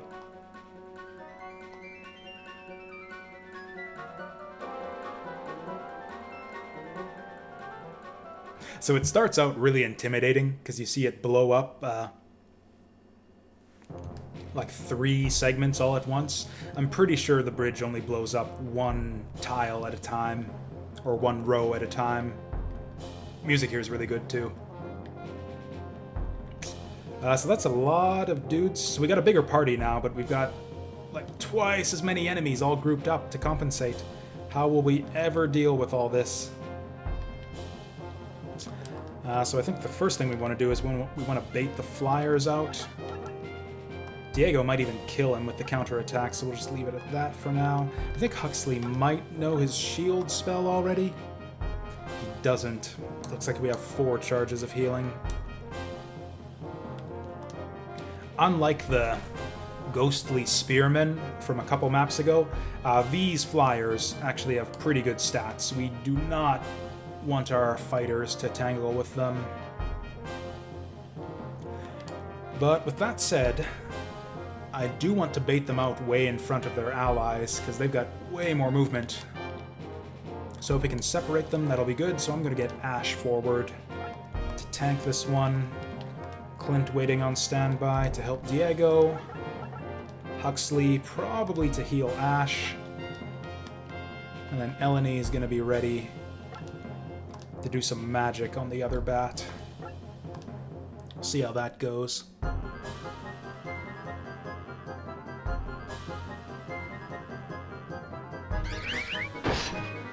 Oh, right.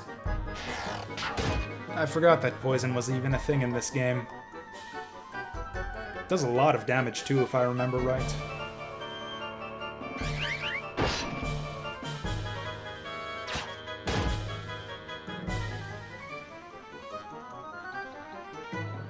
Oh wow, they're gunning for it too. Yeah, the enemy AI in this game is really aggressive. Although I think the other guys are just going to sit back there.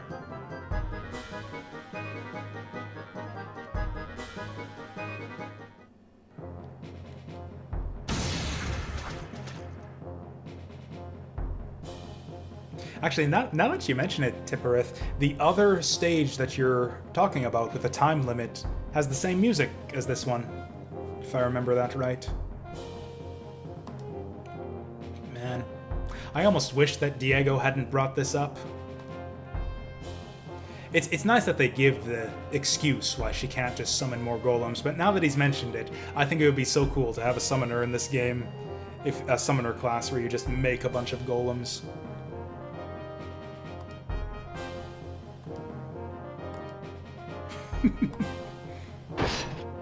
Oof. So he's going to need healing from Huxley, and then Ash is probably just going to have to heal himself. So Clint... This is actually really tough. Like, I don't know if our force can withstand 4 enemy attacks all at once. Diego's in danger of going down here. Ash could maybe wait it out.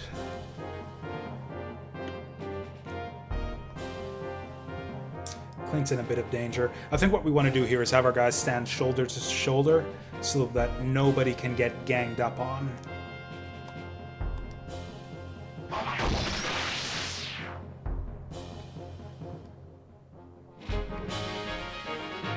Okay, Clint's caught up. He might as well...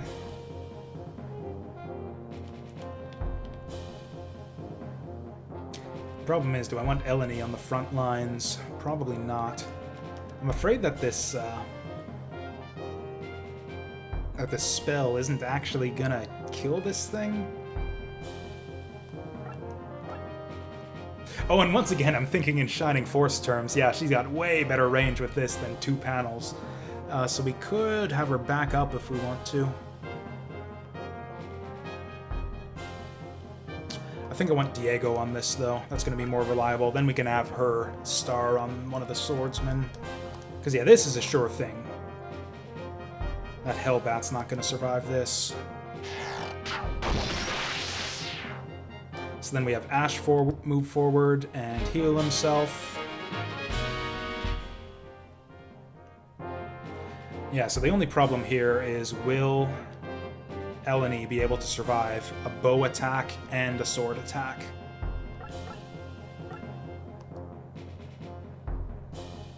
The other thing we could do is just leave a 3-person front line and just hope that somebody doesn't get ganged up on. Actually, that's not a bad strategy, I don't think. I don't know, the problem with that is then all 4 of them can gang up on one person. Who's got the better defense, Huxley or Elena? I'm probably way overthinking this. So he gets a 24 defense, 40 HP, 22 defense, 44 HP. 6 of one, half dozen of another. I'm gonna put Eleni on the front line just so that she can do this.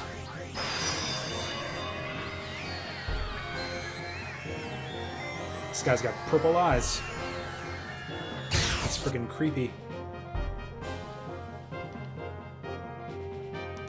I could actually charge Ash right forward and have him finish that guy off, but I think we want to play conservatively here.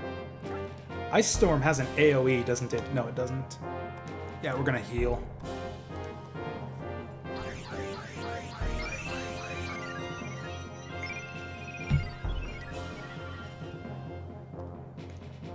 So this first part of the fight is pretty hairy, but once you dispatch this first wave, the back half is actually pretty easy to deal with. Sadly, I don't have a good way to deal with that poison. I don't think it ever wears off on its own either.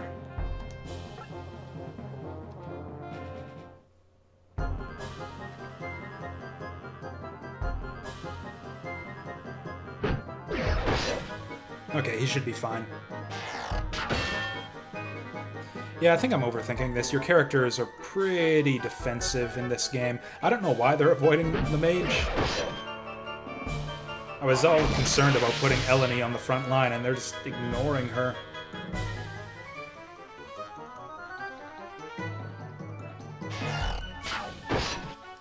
Yeah, I was definitely overthinking that. This is actually good for me, too, if they pile up all their damage on one guy. That just means we use our one healer. Oh, that's right, yeah, we established that earlier, too. The enemy is really keen on getting those back attacks and side attacks. So yeah, we're... you can actually really abuse that. Oh, we got a now that we've evened the odds a little bit and cleared out some enemies, we got a female warrior to help us.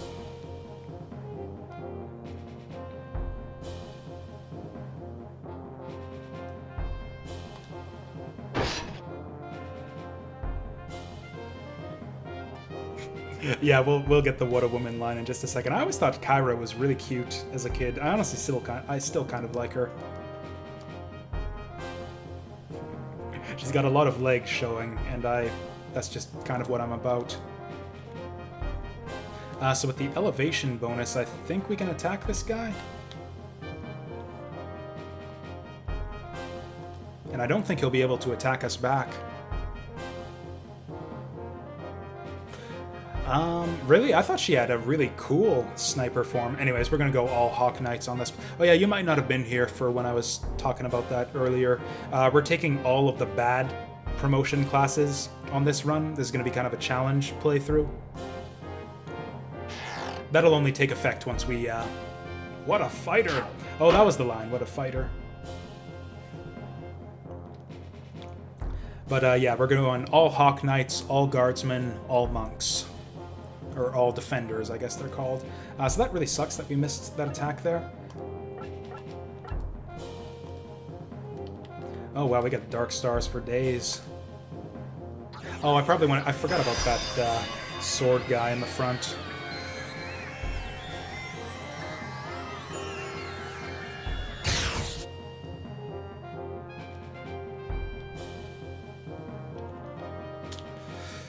This is a bit tricky, now that Ash isn't the one threatened. That really sucks. This guy blocked Diego's counterattack, and this guy blocked Kyra's attack. That puts us really behind on this fight. One of these guys is probably gonna die.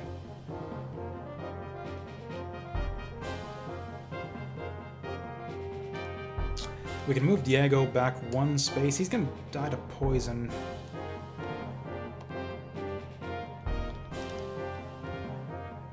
We'll try to balance it out. We'll get Ash to do this. Oh! So close. If Diego hadn't missed his fucking counterattack.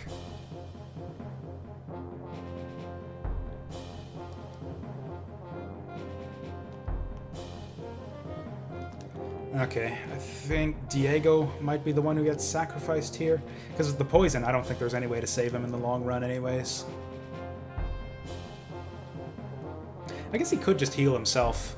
We can just play super defensive. Oh, the other option, because this guy's hanging on by a thread, we could just move... Okay, we can move Diego out of here. Then we can move Huxley forward and have him finish this guy off. I don't think it's worth it, though. I think we just need to weather the storm.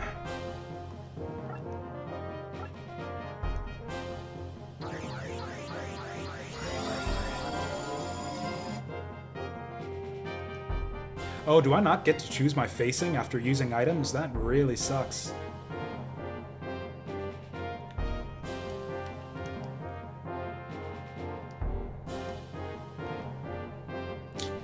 How do we do this? I think I'm going to have Diego try to... Yeah, he's not going to die from the counterattack, and if he does get countered, then that's just more healing that we put on him from Huxley. There we go. Good stuff. Now, obviously, he's going to go for the back attack, so we're going to... Actually, since he didn't get countered, he's not in desperate need of healing. He's going to take the poison, though, so... Yeah, we kind of need to do this.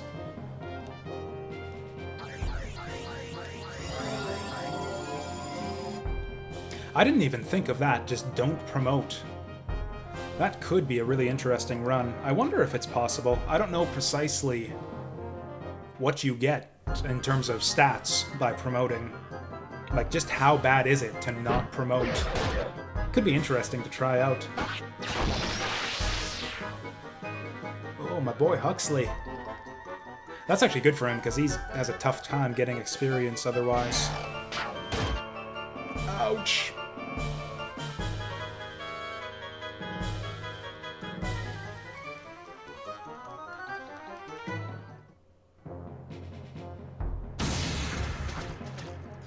Yeah, time pressure isn't really huge on this map. As long as you're moving forward at least one row per round, you're fine.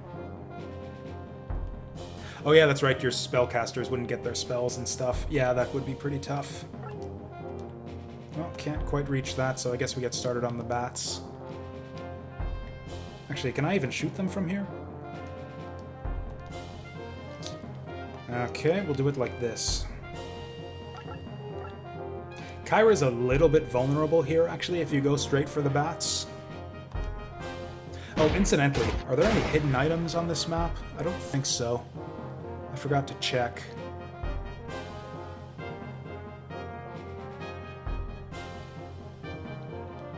Oh, we can actually finish them off here. The tricky thing is, if she gets poisoned, then you're on kind of a ticking clock until she dies.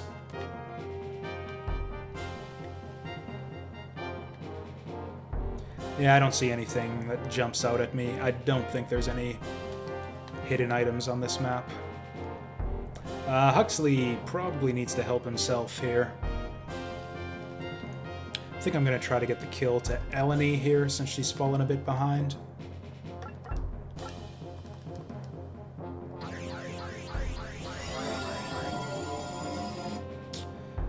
Does she start with an herb? That's a good question. I don't think she starts with any items, but we can check that out. Oh, she does have an herb. Okay, that's pretty nice. I might not have ever thought to check her inventory before.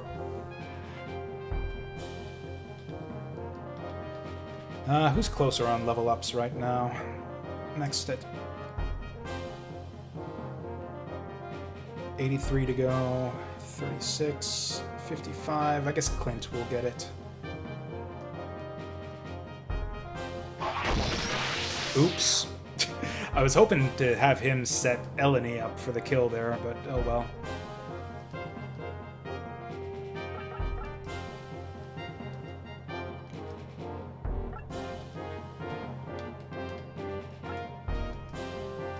Now that they don't have any archers anymore, we can pretty much just form a solid defensive line, and then they won't be able to gang up on anyone.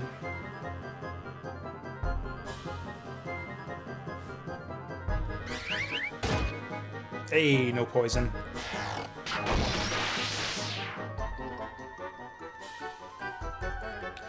Oh, this is exactly what I was hoping for. Because, yeah, now that they've charged forward, now Kyra can pick them off from the side.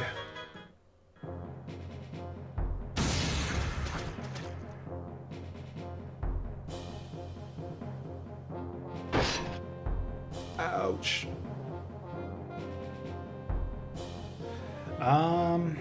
Is that right? I think Diego's actually missed all of his bat shots so far.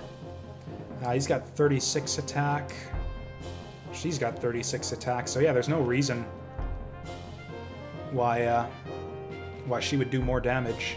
I don't think critical hits are a thing in this game.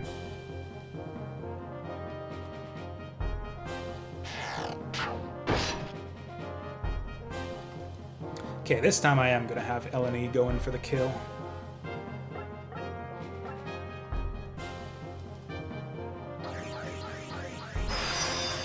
I don't know what it is. I find her spell animation to be so cute. You'd think she would wave the staff or something, like, you know, point the staff at the guy, but no, it's just finger magic. Dark Star, there, go. It's probably going to be, yeah, Diego is just going to need constant healing now because of the poison.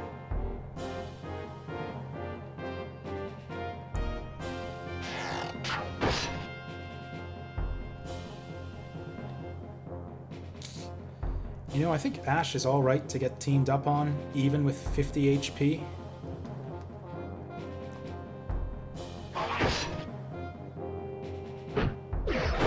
I think it's more valuable to take away the enemy's counterattack than it is to form the defensive line. Plus, just in these types of games, I always like having the party leader be just a little bit over-leveled compared to everyone else. Oh hey, he's learned Mystic Shield now with that level up. I don't actually remember how good Mystic Shield is, or how much of a defensive bonus it actually gives you, but it'll give him something to do when he's not healing. Again, if you want to be milking the maps for as much experience as you can get out of them, then in general you want to be using up everyone's MP every battle. Assuming that you aren't attacking with them every turn. Holy shit, Clint is beastly.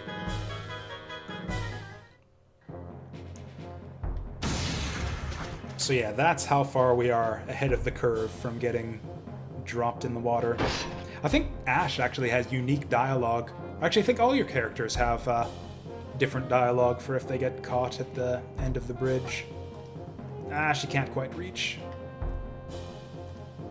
She joins at level 8 though, so she's fine. So who gets the kill here? Oh, it's got to be Eleni, actually.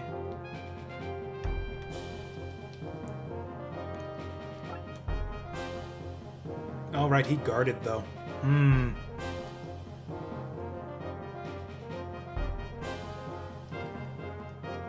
We'll see where we're at after this. I think Dark Star does like 20-ish damage. Oh yeah, she'll be able to get it easy.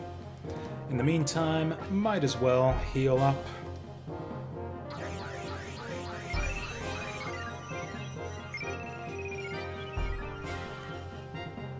Yeah, that's the thing, is your party is so large in this game, and the maps are big enough that you can generally have them all doing something productive every turn. Yeah, it's kind of a waste to have your healer just defense buff one person when he could heal multiple people. He can't right now, but later on we'll be able to get defensive buffs on multiple people. I guess Huxley's run dry, so we'll have Eleni finish this off.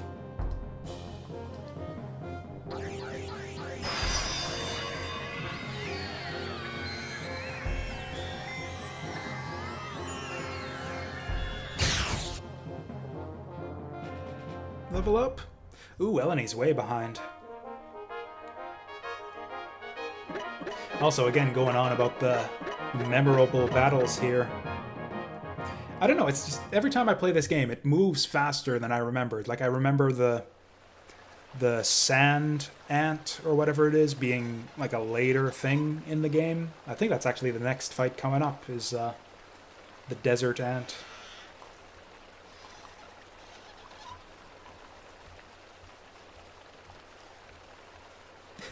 I love that little smug smile on her face.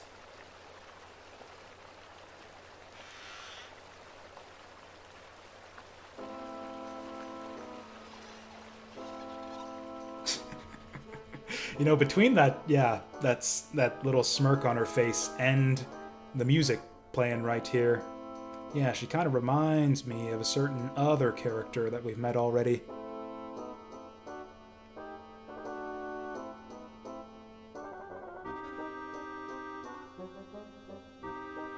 Oh, she's a flatterer. I don't know, I have a feeling like there's something suspicious about her. She is being a little bit forceful here. Again, they just ignore all of your choices here.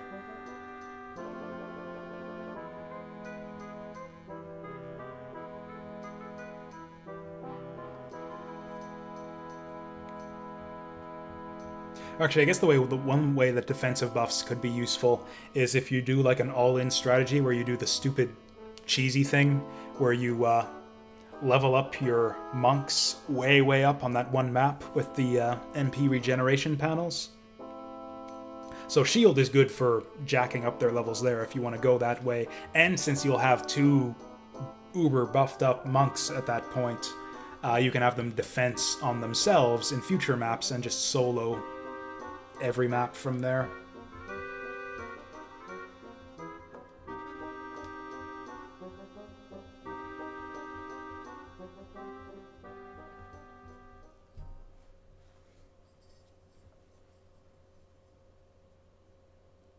And the thing is, too, there aren't a lot of choke points, I think, on the maps in this game. The maps generally tend to be pretty open, with a couple interesting exceptions.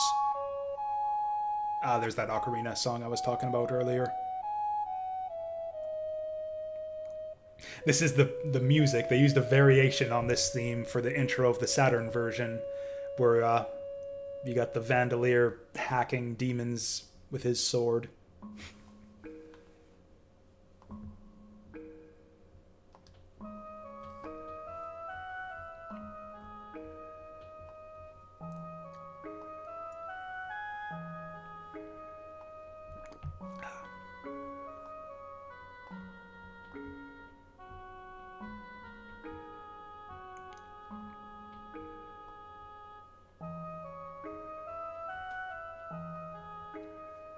Oh yeah, I always misread this line here. For some reason, I was under the assumption that was a baby when she was adopted, so I was just under the misconception that Eleni was actually 15 years old here, which makes her relationship with Ash kind of weird by the end of the game.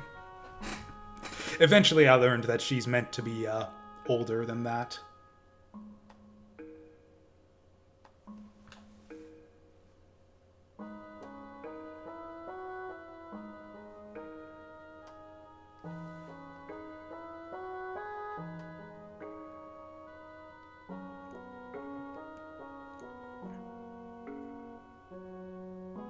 Yeah, that's the other thing too. Is her personality kind of fits with that age range too. She acts like kind of a little brat when you first meet her here, and with the way Huxley treats her too.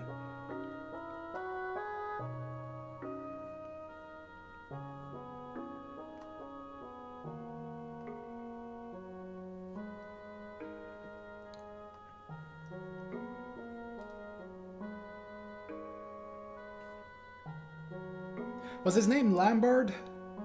I thought it was Lambert. Is this a mistranslation, or was it the manual that called him Lambert? For some reason, he's always been Ash Lambert in my head.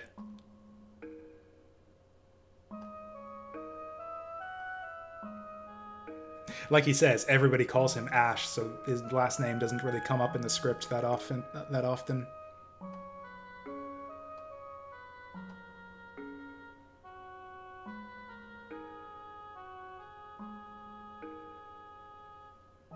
It probably was closer to Lambert in the original Japanese. I would guess it was something like Lambarudo or something. So I don't have time for another battle now, but we've got a bunch of dialogue to get through, so we might as well go through all the conversations in the port city.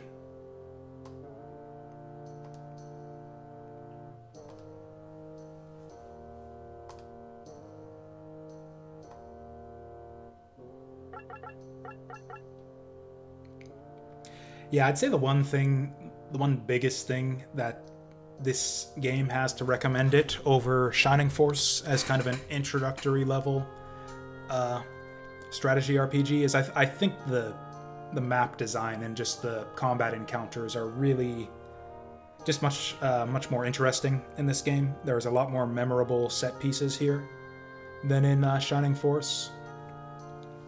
Shining Force has a lot of other stuff I think to recommend. I'd say trying to sit back and look at things objectively, this is obviously the game that I grew up with, and it's kind of my nostalgic favorite, whereas Shining Force was something I kind of only got into this year, basically.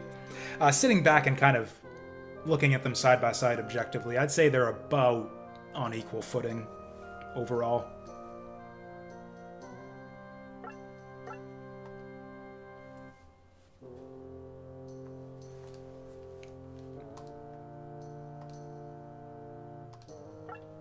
Whoops.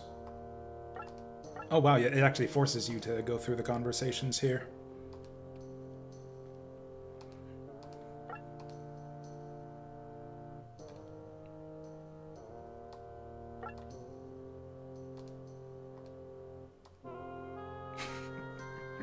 Grog, drink water. I always love it when video games just name people after their personalities, essentially. Grog, drink water. I wonder what his defining character trait is.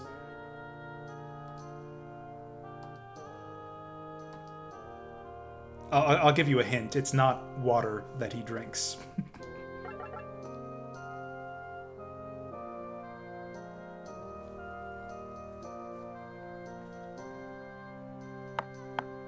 Oh yeah, I forgot about his little double fisting drinking of whatever that is.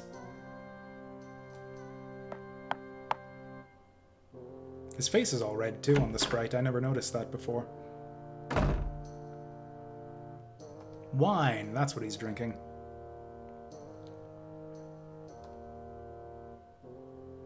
I like this guy's character portrait. Again, almost seems like it's in a different style from the others, but... Yeah, that's such a dumb answer. It's like, sorry, we barged in because nobody answered. It's like, yeah, no shit.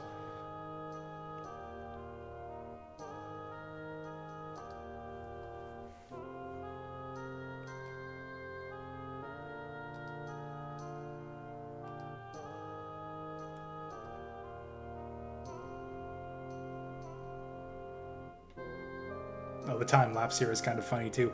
I found this so confusing at first. It's like, why are they fading to black? Nothing's happened to transition the scene. But yeah, they're literally just standing here for however long it takes to wear out Grog's patience.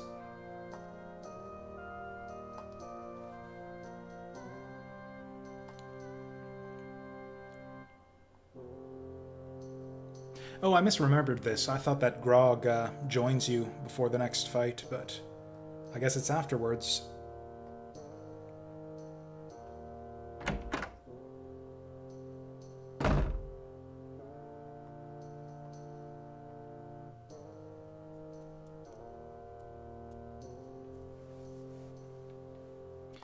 Okay, have we got anything good in the shop? Looks like it's all the same shit. Oh no, it isn't. So the L sword is what we've got already. Oh no, the H bow is the crappy bow. Yeah, we got the L bow already. This is all the same shit. Yeah, we don't even need to buy anything. We could even splurge and get ourselves a fire gem. We've already got one, so I won't. You know, Huxley's been, yeah, Huxley ran out of MP in the last fight, so I think we'll get him a little something something. Also, I think we used an herb or two. Yeah, Clint needs to get topped up. I think one herb for everyone is fine, because then if they pick up anything useful on the map, then they can keep it and use it right away. Yeah, that is true. Like the game has good set pieces, like the maps are very memorable. Most of them have kind of a slight wrinkle in the way combat plays out. It normally isn't just kill all enemies, but yeah, it tends to be pretty fixed in terms of like your characters all start here and the bad guys over there type thing. It's like start here, work your way across the map. The couple fights where it isn't set up like that, though, are very memorable. I think it's actually just one fight. You'll know what I'm talking about. The prison fight, I think, is actually one of my favorite fights in the game. That one's really interesting. Just from a tactical perspective. The way you've got your guys down in the pit in the center who are super vulnerable and you gotta keep them alive while your other party kind of works their way to meet up with them. I believe we need to talk to someone at the tavern. Oh, maybe it's after we kill the monster. You know, I've only got like 10 minutes. I betcha I could do this next fight in 10 minutes, but I'm not. Nah, that'd be cutting it a bit close. So we're going to end it here. Like I said way earlier, so I guess most of you guys probably haven't heard this. Yeah, my L5R session got canceled tomorrow, so I will be doing a Saturday stream. If I can find the time for it, I'll I've set up my podcast notes, and maybe we'll do the wrap-up podcast on Shining Force 3, or just Shining Force series in general, if I have the time to arrange that. Honestly, even if I don't have time, I might just wing it, go audio only, and not have my little visual aids. I'll think about that. But either way, we'll be continuing on with Vandal Hearts tomorrow as well. That'll be in the evening, because I've got work tomorrow. So that's the plan. Thank y'all for watching the stream, and I'll see you next time.